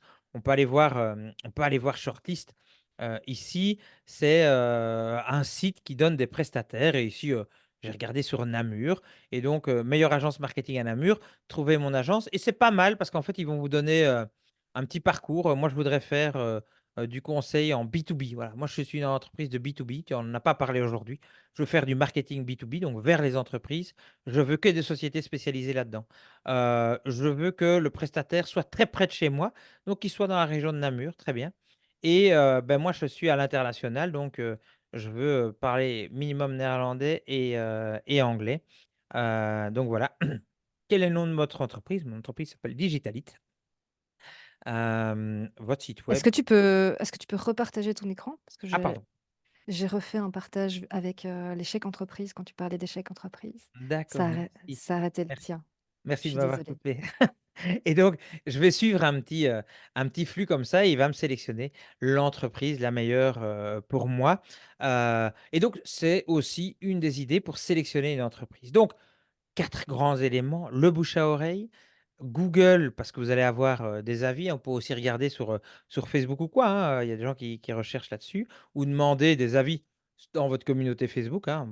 Très souvent, je vois ça, hein. «Tiens, je dois faire réparer mon lave-linge. Qu'est-ce que vous connaissez un spécialiste dans le domaine?» C'est la même chose pour le digital. «Je dois faire des campagnes marketing. Connaissez-vous un spécialiste, dans la région avec lesquelles vous travaillez?» Les primes de la région, et les annuaires. Ça, c'est 4 grands piliers sur lesquels vous pouvez vous reposer pour, pour rechercher une entreprise.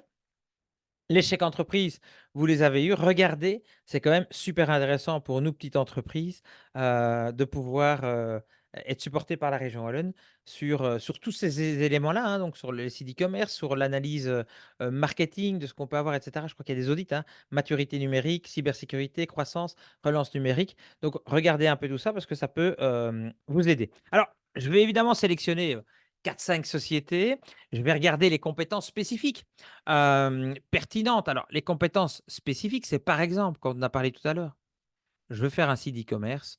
On m'a dit que WooCommerce c'était super. Je l'ai vu chez un copain, il m'a montré, c'était facile à mettre à jour. Et je vais chercher des sociétés spécialisées dans WooCommerce. Donc, je vais faire ici e-commerce, WooCommerce. Et donc, il va me sortir des sociétés qui normalement, sont spécialisés. Alors vous voyez que quand il y a aucun avis, je suis plus inquiet, hein, sur ce qui est donné.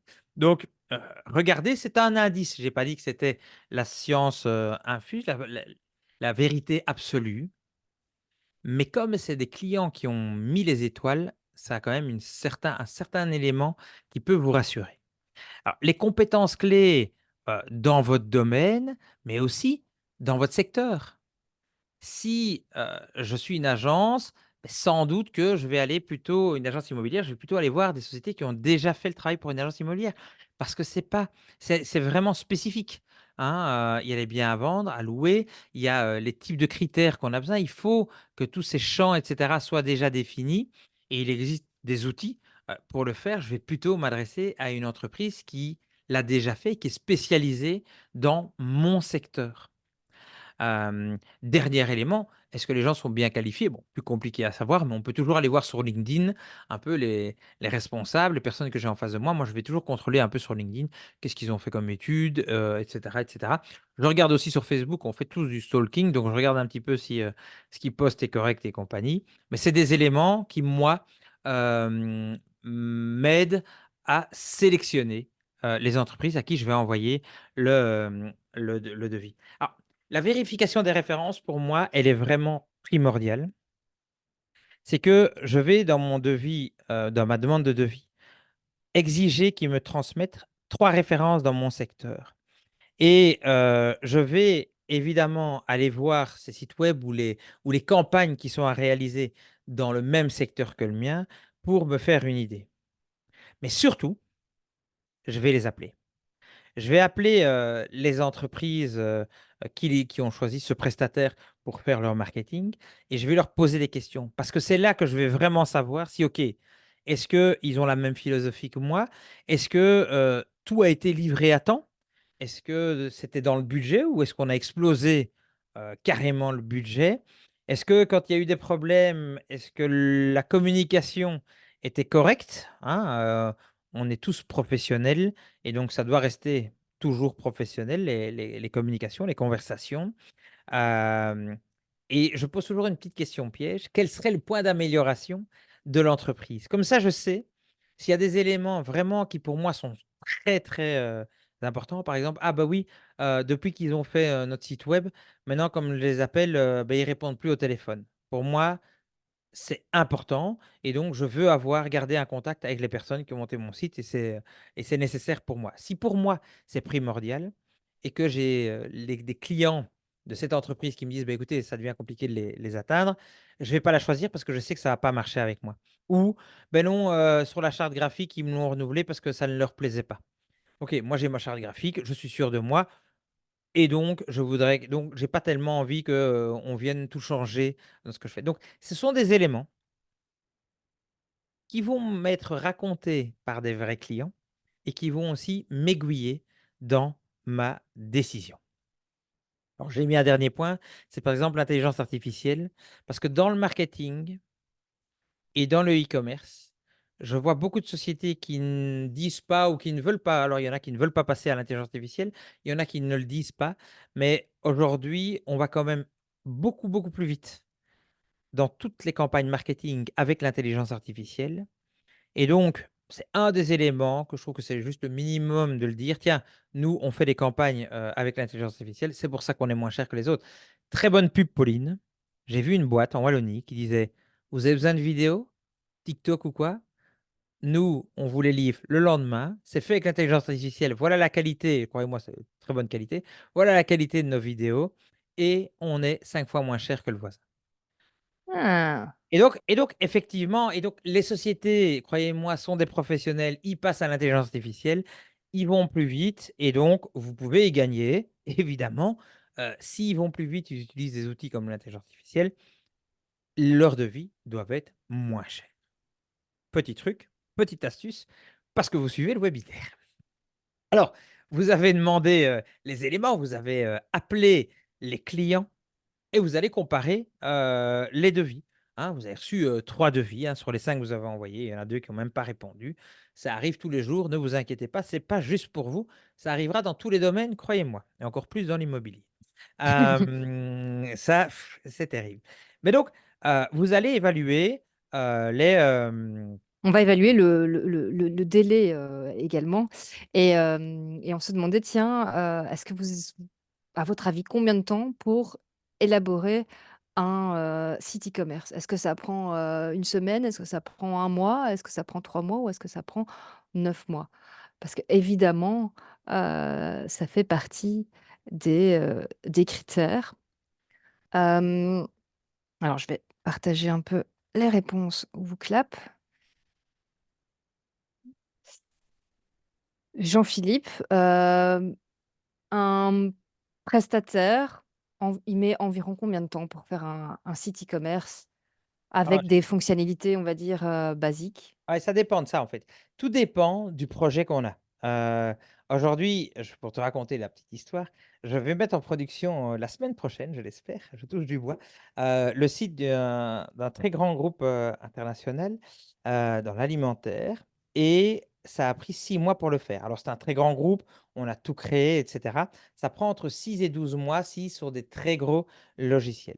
Alors sur, quelque chose, de moins important, hein, par exemple, une agence, immobilière ou, un site web pour vendre, de la laine et cetera, ça va être entre, Heu, quelques semaines, hein. Alors tout dépend, hein, qu'est-ce que tu prends en considération? Est-ce que tu prends que les ateliers de préparation, de discussion avec le client sont compris dedans, ou bien c'est juste la création? Donc ça, il faut le prendre, il faut le savoir, mais ça va prendre entre quelques semaines et quelques mois. Tout dépend de la complexité du projet, OK? Et ça va être la même chose si toi tu veux le faire toi-même, Pauline. Si toi tu veux le faire toi-même, tu vas, commencer à t'intéresser. C'est à partir de ce moment-là que tu vas commencer à compter ton temps. Donc tu vas regarder quel logiciel tu voudrais utiliser, tu vas en tester un ou l'autre, et puis tu vas Mmh. commencer à créer, à créer ta charte graphique, et cetera.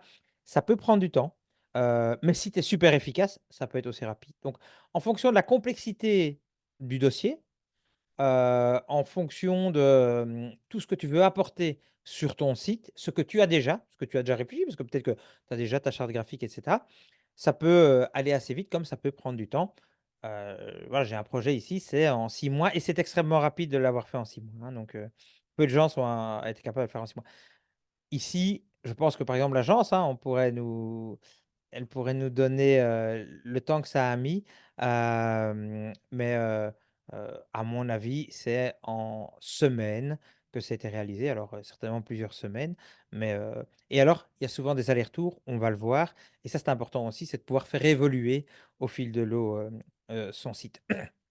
Mais donc, on va recevoir ces offres, bah, suite à notre appel, et on va analyser évidemment les coûts, hein, bah, voilà, on vient d'en parler, en tout cas des délais, mais il y aura un coût associé. Alors combien ça coûte, hein? C'est toujours, la même chose. Je ne vais pas vous répondre ici, parce que chaque cas est différent et ce serait beaucoup trop compliqué de le dire pour chacun. Par contre, vous allez facilement savoir si vous êtes dans le bon. Si vous avez envoyé à 5 sociétés et que vous avez reçu 3 offres, 3, 4 offres, bah, vous verrez bien si effectivement tout se tient dans un mouchoir de poche ou s'il y a vraiment des grands écarts. C'était l'exemple de ma terrasse où effectivement certains pensaient soit que j'étais Rothschild, soit qu'il fallait faire une piscine en plus. Mais quand on passe de 5 000 à 70 000 €, vous voyez qu'il peut y avoir des gaps pour ma terrasse assez différents. Mais donc c'est grâce à ça, parce que vous allez demander à plusieurs entreprises, parce que vous allez vous renseigner, que vous allez pas vous faire avoir. Parce qu'évidemment, si vous n'y connaissez pas grand-chose et que vous le montrez, bah, il y aura plus de chances que les prix soient un peu plus gonflés. Donc suivez-nous, vous serez beaucoup plus, hem, Serein. connaisseur et serein par rapport à ça. Et donc, heu, qu'est-ce que vous allez faire, hein? On va reprendre notre grille qu'on a fait tout à l'heure, qu'on ne va pas voir en détail, mais voilà la grille qu'on avait tout à l'heure, et Vous allez mettre société A, société B, société C qui vous a répondu. Vous allez voir si effectivement, ils ont pris en considération, et vous mettez un 0 et un 1 par exemple, hein, en considération toutes les fonctionnalités et la partie non fonctionnelle que vous avez exigée. Vous allez regarder les délais, vous allez regarder les prix et vous allez donner une cotation globale pour chacune des entreprises. Et vous allez dire, OK, par rapport à ça, c'est celle-là que je choisis. Et qu'est-ce que j'ajoute ici, moi? Je mets toujours, tiens, retour d'expérience des autres clients. Et là, ça peut être excellent, hein, je mettrai 3 points, ça peut être moyen, 2 points et bof, 1 point ou 0. Et donc, ce retour d'expérience, je vais aussi le mettre dans ma grille de lecture. Comme ça aura du poids pour ma cotation globale. Et je vais rester très, très factuel en prenant un Excel et en le notant de manière très froide. Comme ça, l'émotionnel ne joue pas trop d'importance. Parce qu'il n'y a rien à faire. C'est une décision importante de travailler avec un fournisseur. Il faut que ça se passe bien et il ne faut pas être emballé par l'aspect commercial. Et il faut Mmh. rester assez froid dans l'approche. Il y a rien à faire. Il faut rester froid parce qu'il y a plein de beaux parleurs. Moi, il y a plein de fois et dans d'autres domaines où j'ai eu des commerciaux qui sont venus me parler, ça se parle, c'est super bien et tout. Je me dis magnifique. Et puis quand j'ai vu les équipes, c'était catastrophique. Mais comme j'étais emballé, j'ai pas trop fait attention à tous les éléments non fonctionnels, mais même fonctionnels, j'ai été un peu vite et je m'en suis mordu les doigts après. Et donc, soyez fac Objectivité. soyez objectif dans votre analyse. Super important, super important. Évidemment, ce tableau, vous y mettez les choses, qui correspondent à vos besoins et pas À vos besoins. forcément toute la liste, Et si vous avez besoin de l'Excel qu'on a utilisé, n'hésitez pas, demandez-le et on vous le transmettra. Hem, la communication et la gestion de projet. Donc on va sélectionner une entreprise, on va, certainement signer un contrat, mais la communication et la gestion du projet par après, on n'en a pas encore parlé. On a parlé des fonctionnalités, mais comment ça va se passer ensemble? Comment est-ce qu'on va discuter ensemble? hyper S important ça aussi. Il faut que ça se passe bien avec son prestataire. On va lui donner notre bébé, quoi.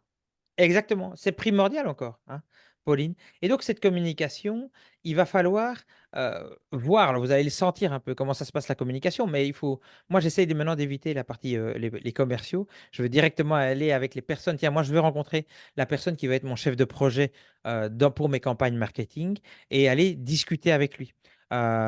Et aussi, on va commencer à discuter: «Tiens, moi je voudrais des réunions régulières. Je fais construire une maison, on va me demander de venir à mon architecte une fois par semaine sur chantier pour, voir les points, à discuter. C'est la même chose ici. On va construire un site web, on va construire des campagnes marketing. Eh bien, il faut venir à des réunions de manière ponctuelle, une fois par semaine par exemple, pour se rencontrer et voir comment ça se passe. Au début, de manière plus rapprochée, parce qu'on ne se connaît pas. Une fois qu'on se connaît, on peut évidemment le faire, toutes les 2, 3 semaines. Une gestion agile, alors je parle toujours souvent d'agilité, hein, c'est comme ça que je travaille avec mes équipes, mais l'agilité, c'est quoi? C'est en fait toutes les 2, 3 semaines, on va me livrer quelque chose. Par exemple, on va faire des ateliers ensemble pour définir quelle va être ma stratégie marketing et donc on va me livrer, après 2, 3 semaines, une proposition de stratégie marketing. Ensuite, une fois qu'on l'aura validée, on va me livrer, les premières, la charte, graphique qu'on va utiliser, et donc on va se revoir pour la charte graphique. On pourrait se revoir plusieurs fois parce que c'est pas du tout ce que je veux et donc je veux qu'elle évolue. Il faut faire des réunions assez rapprochées parce que si on vous livre quelque chose, un site web, par rapport à ce que vous avez écrit et on vous le livre 6 mois après, mais en fait ça correspond pas à ce que vous vouliez parce que, on n'a pas compris ce que vous aviez écrit, parce qu'on s'est mal expliqué et cetera, c'est le drame national et en plus, les choses évoluent. Donc c'est toujours important, par exemple, vous demandez un site web, qu'on vous livre une première version, petite, là par exemple la page de garde et que vous puissiez déjà discuter dessus en disant: «Oui, OK, c'est ce que je vous ai demandé, mais maintenant que je la vois, attention, il faudrait quand même que, le banner soit un peu plus grand et que, les produits qu'on voit, soient, beaucoup plus, attrayants». OK, beh, il y a des impacts et cetera, mais il faut pas attendre la fin du projet pour demander des réunions, il faut les faire tout de suite et de manière agile, comme ça toutes les 2, 3 semaines, on reçoit quelque chose et on peut le faire évoluer. et demander de la transparence et du reporting, très important pour un site e-commerce, très important pour des campagnes marketing, vous devez demander du suivi. Alors, vous avez reçu les offres, vous avez sélectionné une entreprise, vous dites OK, avec la Pauline Company, je vais signer les yeux fermés. Ce n'est pas du tout émotionnel, c'est très factuel. J'ai fait ma liste. Eh bien, on va faire un cahier des charges ensemble. Et donc, le cahier des charges, bah, vous allez un peu réexpliquer ce que vous avez fait pour votre demande d'offre, mais vous allez être beaucoup plus précis. Donc, ce que vous aviez demandé, par exemple, comme fonctionnalité, et cetera, eh bien, ça va être dans les objectifs et délivrables. Eh bien, tiens, j'ai besoin qu'on me fasse une maquette de mon site web avec l'ensemble des fonctionnalités que j'ai demandées. Cette maquette sera sous forme digitale et me sera envoyée 15 jours après les derniers ateliers. Voilà. On va définir les livrables dont j'ai besoin. Donc, pour un site web, typiquement, je vais faire des ateliers pour définir le besoin. Je voudrais avoir la liste de mes besoins que je vais contrôler avec ce que Jean-Philippe nous a dit. Les besoins fonctionnels et non fonctionnels. Ensuite, je voudrais avoir des designs, des premiers designs mock-up. On appelle ça aussi des mock-up, tiens, pour revenir dans les termes qui sont utilisés dans le digital, des mock-up. Et puis, une fois que les mock-ups seront validés, ben, je voudrais qu'on me livre dans le développement ben, la page de garde, et puis après une page produit, et puis après le checkout. Et avec chaque élément, je vais demander un échéancier. Souvent, ce que je vous dis ici va vous être fourni par la société avec laquelle vous allez contractualiser. Mais votre force que vous allez avoir, c'est que vous allez pouvoir contrôler si tout ce qu'ils vous donnent est bien dedans. Vous allez reprendre les slides et contrôler si c'est bien dedans. Le budget, la structure de paiement. Ben tiens, moi je vais vous payer, vous devez me payer à chaque fois qu'un livrable est fait. OK, mais je vous paye en 15 jours fin de mois ou à 60 jours. Ça doit être défini. Et moi, je mets toujours dans mes clauses, j'ai le pouvoir d'accepter ou de refuser ce que vous me fournissez. Parce que si ça ne correspond pas et que je peux le démontrer que ça ne correspond pas, vous devez le recommencer. Et donc, je dis toujours, il y a toujours les critères d'acceptation qui sont mis dedans et c'est en fonction de ce que moi, j'ai défini.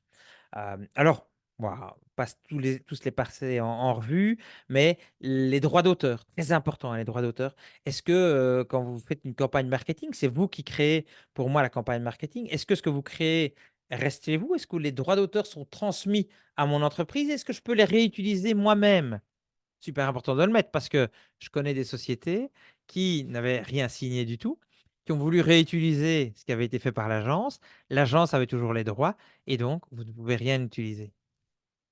Vous voyez à quoi il faut faire attention parce qu'à certains moments, vous pourriez être vraiment bloqué. Si vous Jean-Philippe, je vous rassure, Jean-Philippe a signé comme quoi on pouvait, remettre, eh ce bien webinaire en replay sur Eh bien, YouTube, par exemple. effectivement, c'est dans mon contrat global ici pour les webinaires. J'ai signé une clause de transfert de propriété intellectuelle. Effectivement, Pauline, c'est très bien de signer, mais je l'ai signé. J'ai signé une clause. Donc, une fois que j'ai donné le webinaire, effectivement, les droits sont transmis au SNI, à l'ADN, etc. Donc, ce qui a été créé ici est transmis, donc peut être réutilisé. Mais c'est important. Vous voyez, c'est important de le savoir et de l'avoir. En tête. La clôture du projet, la transition. Et là, je vais vous rajouter une chose, et je l'ai mis encore dans les slides après. Prévoyez une clause de rupture, parce que vous ne savez pas ce qui peut se passer demain. Et si vous n'avez pas de clause de rupture, vous pourriez être entraîné pendant 3 ans, 5 ans, avec une entreprise avec qui vous vous entendez plus du tout. Et là, aller prendre des avocats, etc., ça va vous coûter très, très cher. Et donc, prévoyez la fin, si c'est juste créer le site web, enfin, c'est pas juste, hein, mais si c'est créer le site web et puis vous vous en occupez, eh bien, il y aura la livraison du site web, plus une phase de 3 4 mois pour le passage de connaissances, hein, le hand-over pour le digital ou en anglais. Donc, cette phase-là, il va falloir la prévoir et il faudra dire après, c'est terminé. Ok, j'ai repris tous les droits, le site m'appartient, l'ensemble des éléments du site m'appartiennent. Et si ça se passait mal au milieu du projet, eh bien, j'ai droit d'arrêter le contrat. Il y a sans doute des pénalités, mais j'ai le droit d'arrêter le contrat sous pour tel et tel élément. Évidemment, les fautes graves, on ne parle pas ici de fautes graves parce qu'alors le contrat est cassé, mais voilà. contrôler aussi la flexibilité de l'entreprise. On Parce parlait que, d'adaptabilité au tout début du webinaire. Le oui, voilà. en général, euh, euh, il faut. Le monde change très vite. Le monde du digital va vite. Regarde TikTok maintenant, Pauline. Pauline, TikTok, c'est devenu, au niveau commercial, vraiment très, très impressionnant. Et donc, Ça a mis quoi? Ça a mis 1 an, 2 ans, ouais, 3 ans? et donc, 3 on ans. en parlait dans nos webinaires en disant voilà, il faut être dessus. C'est vraiment une très très grosse frappe commerciale maintenant. Ceux qui sont très bien implantés sur TikTok, ils vendent énormément. Il faut que l'agence que vous avez sélectionnée puisse avoir la flexibilité pour dire oui, on avait prévu du Facebook et de l'Instagram. Bon, ben voilà, on se rend Le compte. nouveau TikTok débarque, il faut qu'il soit prêt Il faut qu'il soit prêt, il à faut être agir. prêt. Voilà. Et il faut que le type de pause que je vais faire, sur des vidéos, des films, je ne sais pas, il soit flexible pour ça. Il soit aussi ouvert aux technologies parce que je vois la facilité qu'on a maintenant avec des outils comme ChatGPT, comme Midjourney, etc. pour faire des images. Euh, mais c'est fou. Allez, je vais encore vous montrer un petit exemple.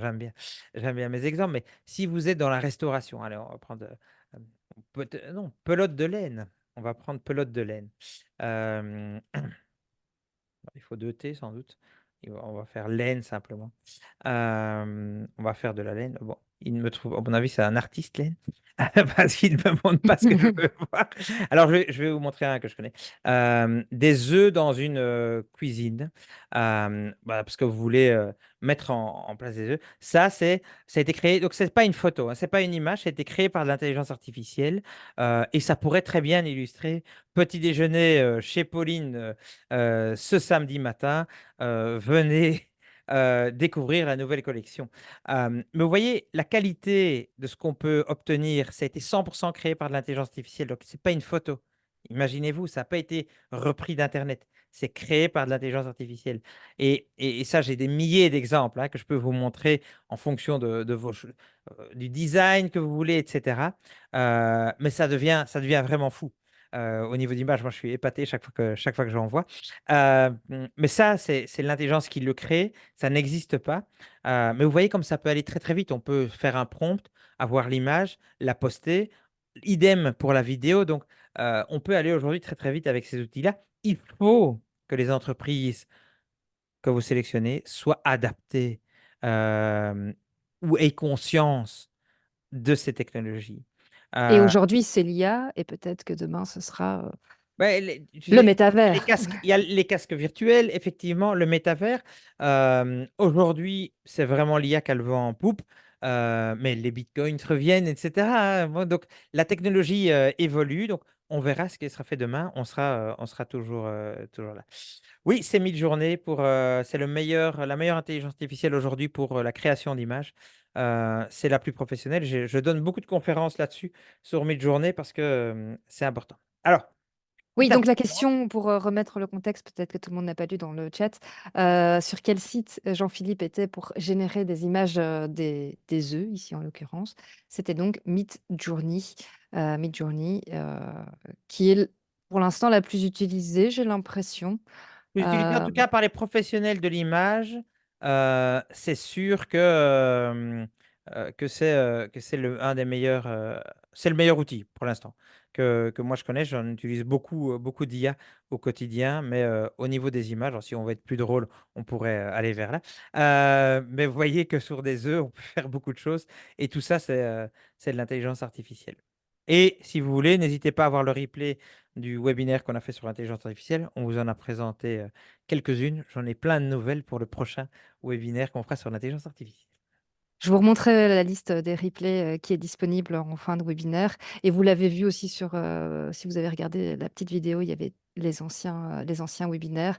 Donc tous ceux qui ont eu lieu avant sont disponibles sur la chaîne YouTube du SNI, une chaîne plein d'infos, notamment sur l'IA, mais aussi sur les réseaux sociaux, sur, bientôt il y aura bien choisir vos prestataires pour votre communication digitale. Alors, hem pour la suite de ce webinaire, encore un mot compliqué, un acronyme. Que signifie SLA?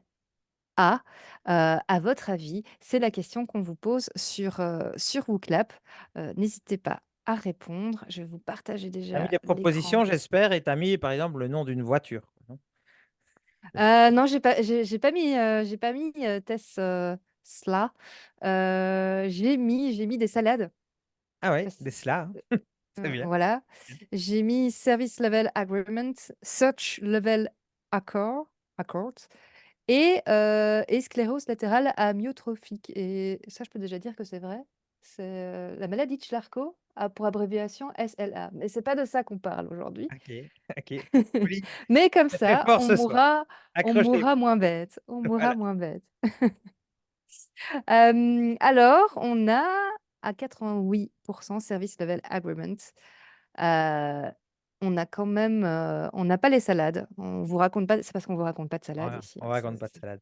voilà, Mais vous êtes fort, sans vous êtes fort. très fort, parce qu'effectivement, c'est, service level agreement. Alors qu'est-ce que ça veut dire? Parce que c'est compliqué. Ils parlent tous en anglais, c'est compliqué, je suis d'accord avec vous. C'est le niveau de service qui est exigé. En fait,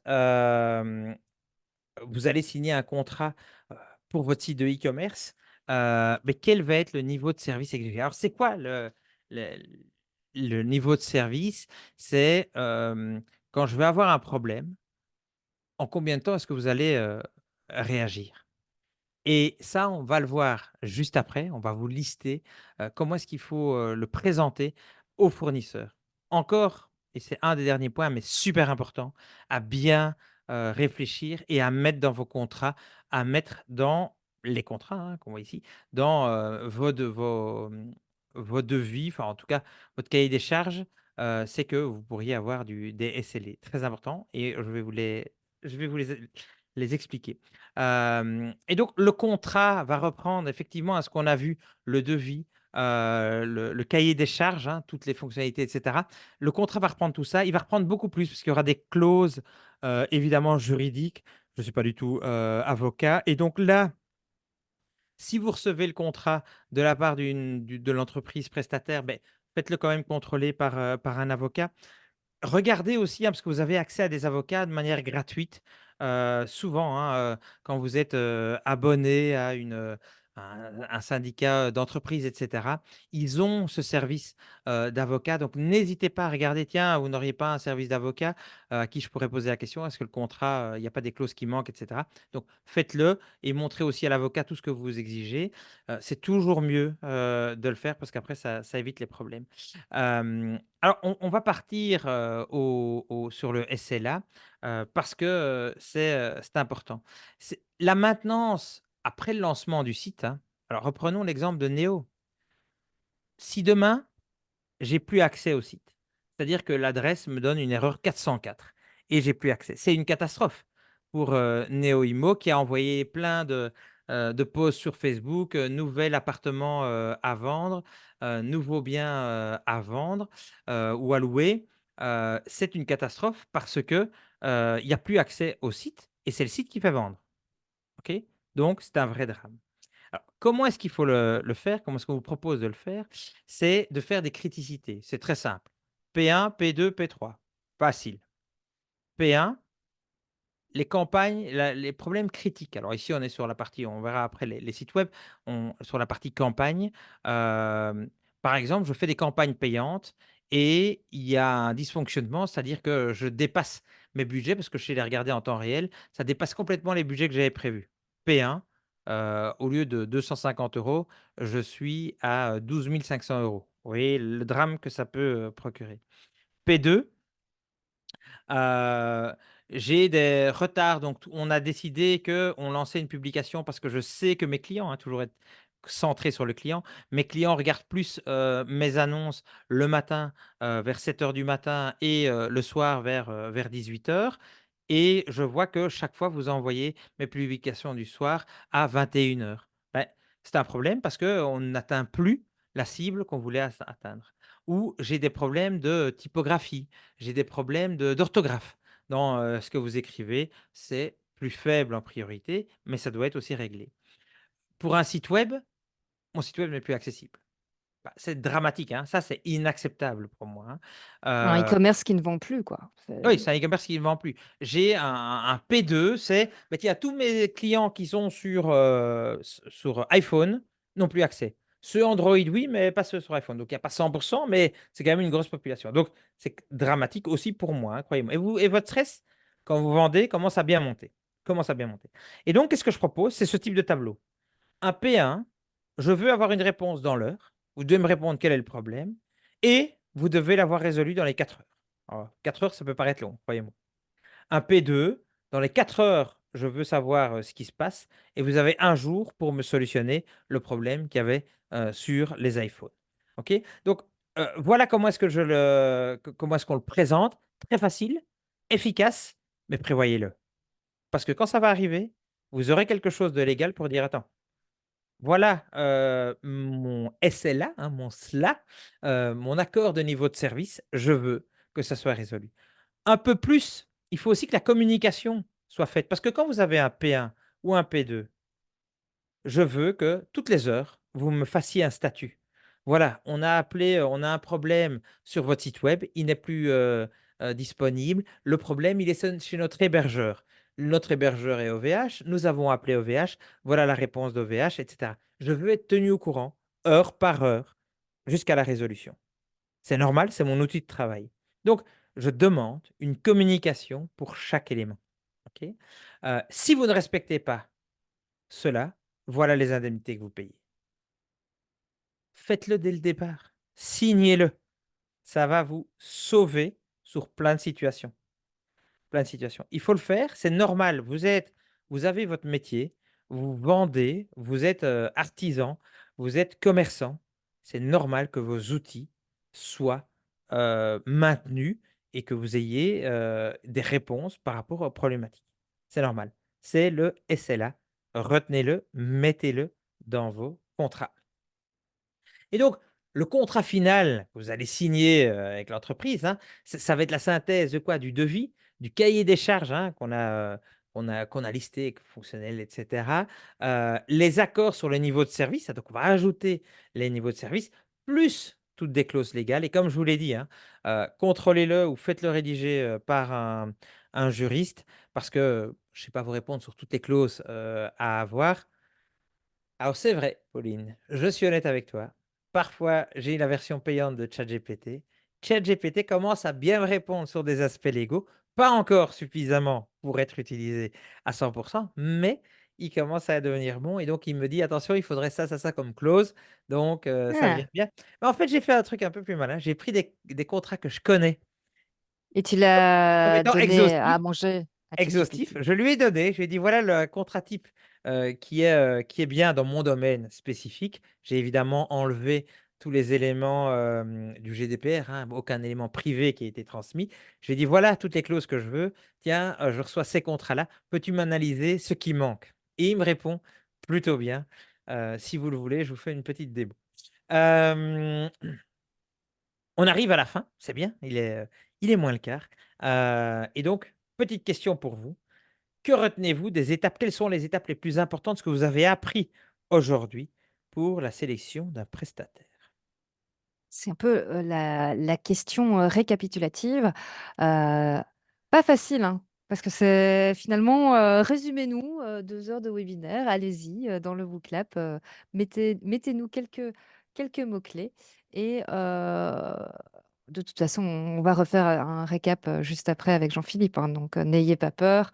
Oui, C'est le moment aussi lâchez-vous, si vous avez, mettez des mots, mettez des mots. si vous avez des questions, n'hésitez pas aussi. On est là pour ça également. Voilà. Que retenez-vous des étapes importantes? Les exigences.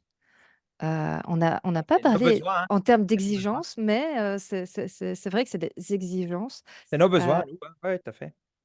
alors je vais partager l'écran. Le parcours client, hyper important et ça, on rappellera, hein, dans les webinaires e-commerce, on va être, user centric. On va se concentrer sur le client et ici aussi, c'est assez important de voir, comment le client va aller d'étape en étape, sur notre futur site web, par Oui. exemple. Charte graphique, bien choisir, garder le contrôle.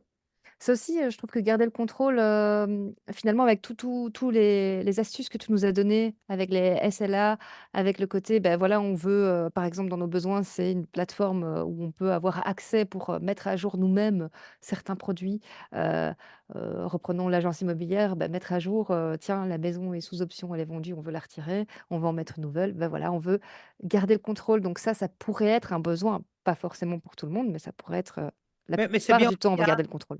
de garder le contrôle. On ne se laisse pas embarquer par une agence qui va me construire une piscine à la place de juste ma terrasse. Super important de garder le contrôle. Je sais ce que je veux. Je sais jusqu'où vous pouvez aller, ce que vous devez me donner. C'était ça l'objectif du webinaire, hein, c'est de vous faire comprendre, OK, une agence, voilà ce qu'elle peut vous proposer. Et si bien résumé, hein, je trouve, hein, bien cibler ce que l'on veut, poser des questions. Donc là, poser des questions, aux précédents clients, qui sont dans le même univers que vous. Ouais, Se préparer, en suivant les webinaires évidemment. très bien. Comparer les Et les prestataires prestataires, et ça, c'est super, hein. de manière objective. Oui, comparer les prestataires. Alors, un des éléments qu'il faut quand même qu'on retienne, et on va passer peut-être au slide de conclusion. Pauline, si tu as encore des éléments, n'hésite pas à les ajouter. Mais sur le slide de conclusion, alors, soit tu le montres ou Oui. je le montre. Mmh. Je vais le montrer. Vas-y, vas-y. En fait, on l'a vu, hein, il faut que vous expliquez de manière détaillée vos besoins, OK? Les besoins, qu'ont vont avoir vos clients, que vous avez, donc bien les expliquer. Les coûts et les délais, mais beaucoup plus les besoins, j'ai mis entre parenthèses, fonctionnels et non fonctionnels, hein. Donc regardez les éléments fonctionnels et non fonctionnels et bien les lister. La communication, hein, apporter une communication, importante et vérification, des termes et conditions, garantir un service de qualité, les accords, SLA. Et un élément, n'oublions pas, demandez, allez interroger les clients qui travaillent déjà avec cette entreprise parce que eux vont donner beaucoup de feedback et beaucoup d'éléments super intéressants.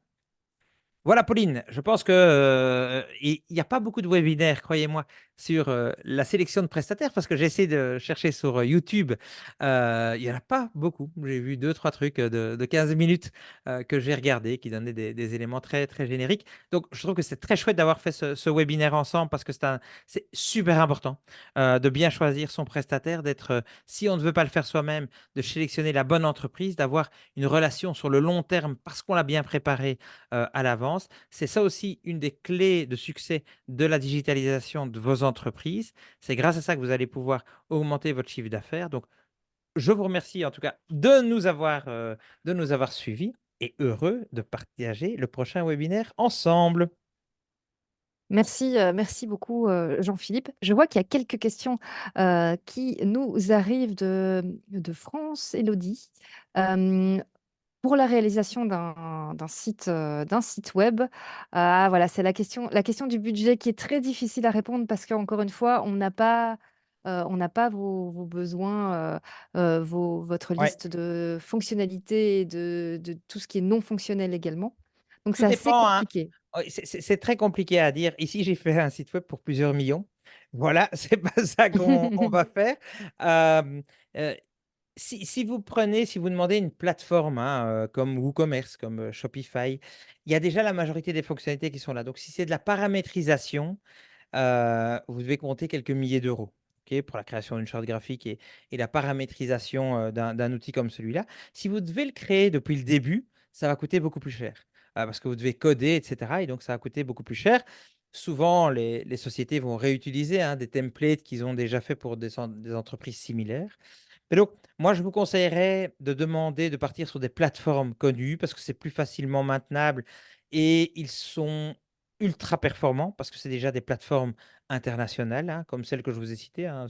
Suivez le webinaire sur le e-commerce, vous les verrez.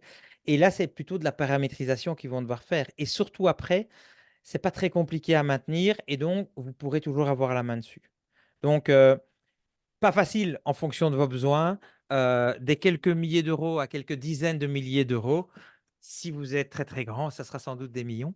Mais restons sur des milliers d'euros. Ça, c'est pour faire un 1er site web sur des plateformes, connues. Voilà. Alors, avant que vous ne partiez, et avant que je vous montre également la partie, les prochains webinaires qu'on va animer et les précédents aussi. Je pense que c'est assez important aussi de montrer les précédents si vous avez des questions, notamment par rapport à l'IA. On a eu quelques questions: «Tiens, qu'est-ce que tu utilisais?» et cetera, et cetera. Donc on va vous montrer aussi les précédents webinaires. Mais avant ça, je vous invite à nous laisser, comme on parlait d'avis tout à l'heure, à nous laisser aussi votre avis, via le WooClap. Donc si vous pouviez une dernière fois répondre à notre WooClap, une Répondez. dernière fois pour aujourd'hui, donc à scanner le QR code et vous aurez accès à la dernière question où on demande de nous noter, de nous Super laisser important, c'est si vous avez appris quelque chose, hein. J'espère que vous avez appris quelque chose. Mais c'est très important pour nous, pour qu'on puisse rester avec vous. voilà, évidemment, évidemment et puis c'est aussi pour nous améliorer, et voir, sur quel aspect on peut faire mieux et se concentrer vraiment sur l'expérience client, l'expérience de nos webinautes. Donc n'hésitez pas à répondre à notre enquête de satisfaction. C'est hyper important pour nous. Alors regarde, Hem, je vais juste, teaser, Pauline, le prochain webinaire. Vas-y. Je vais vous l'annoncer. Je vais essayer de créer un site web, peut-être e-commerce même, uniquement avec l'intelligence artificielle. Ça, je vais essayer de vous démontrer comment c'est possible, de le faire. Est-ce que c'est possible de le faire? Mais aujourd'hui, il existe quelques outils pour le faire, donc je vais tester. Je l'ai pas encore fait, mais je vais tester, hein. J'ai une dizaine de jours pour le faire, donc je vais me donner le challenge, comme ça, c'est bien. J'ai un petit challenge, mais je vais me donner le challenge de créer un site web, mon site web de ma société, digitalit.ia. Il n'y a pas encore, de site web et donc il faut que je le crée. Je vais le faire pour vous avec de l'IA. On va essayer. Eh bah, génial, tu ne m'avais pas annoncé ce Ah fabuleux non, mais challenge. Je suis déjà, toute excitée à l'idée de ce prochain webinaire qui aura lieu le, 8 avril, 8 et 22 avril. Peut-être que tu feras pour le deuxième, pour le premier. On ne sait pas encore, on ne sait pas encore. je sais pas. Donc le 8 et 22 avril, l'e-commerce simplifié, créer votre boutique en ligne et le deuxième, ce sera développer votre boutique en ligne. Je vous mets ça à l'écran. Donc on aura le 8 et 22. Hem, on aura aussi, on a parlé un petit peu des analytics, donc du chiffre à l'action, comprendre et utiliser les données que vous avez sur vos sites et sur vos réseaux sociaux. Et on aura également, comment collaborer efficacement avec les influenceurs. Donc ça, ce sera pour les prochains et ceux que vous voyez en amont, qui ont déjà été réalisés, vous pouvez les retrouver sur la chaîne YouTube du SNI. Donc sur YouTube et aussi via le site du SNI dans formation, vous pouvez cliquer sur les replays. On a parlé de la fiche établissement. Il y a un webinaire sur la fiche établissement Google Business Profile. On a parlé de vidéos et de TikTok. Il y a aussi du tournage au montage, produire du contenu efficace. On a parlé de l'intelligence artificielle, votre partenaire de création, comment produire du contenu de qualité.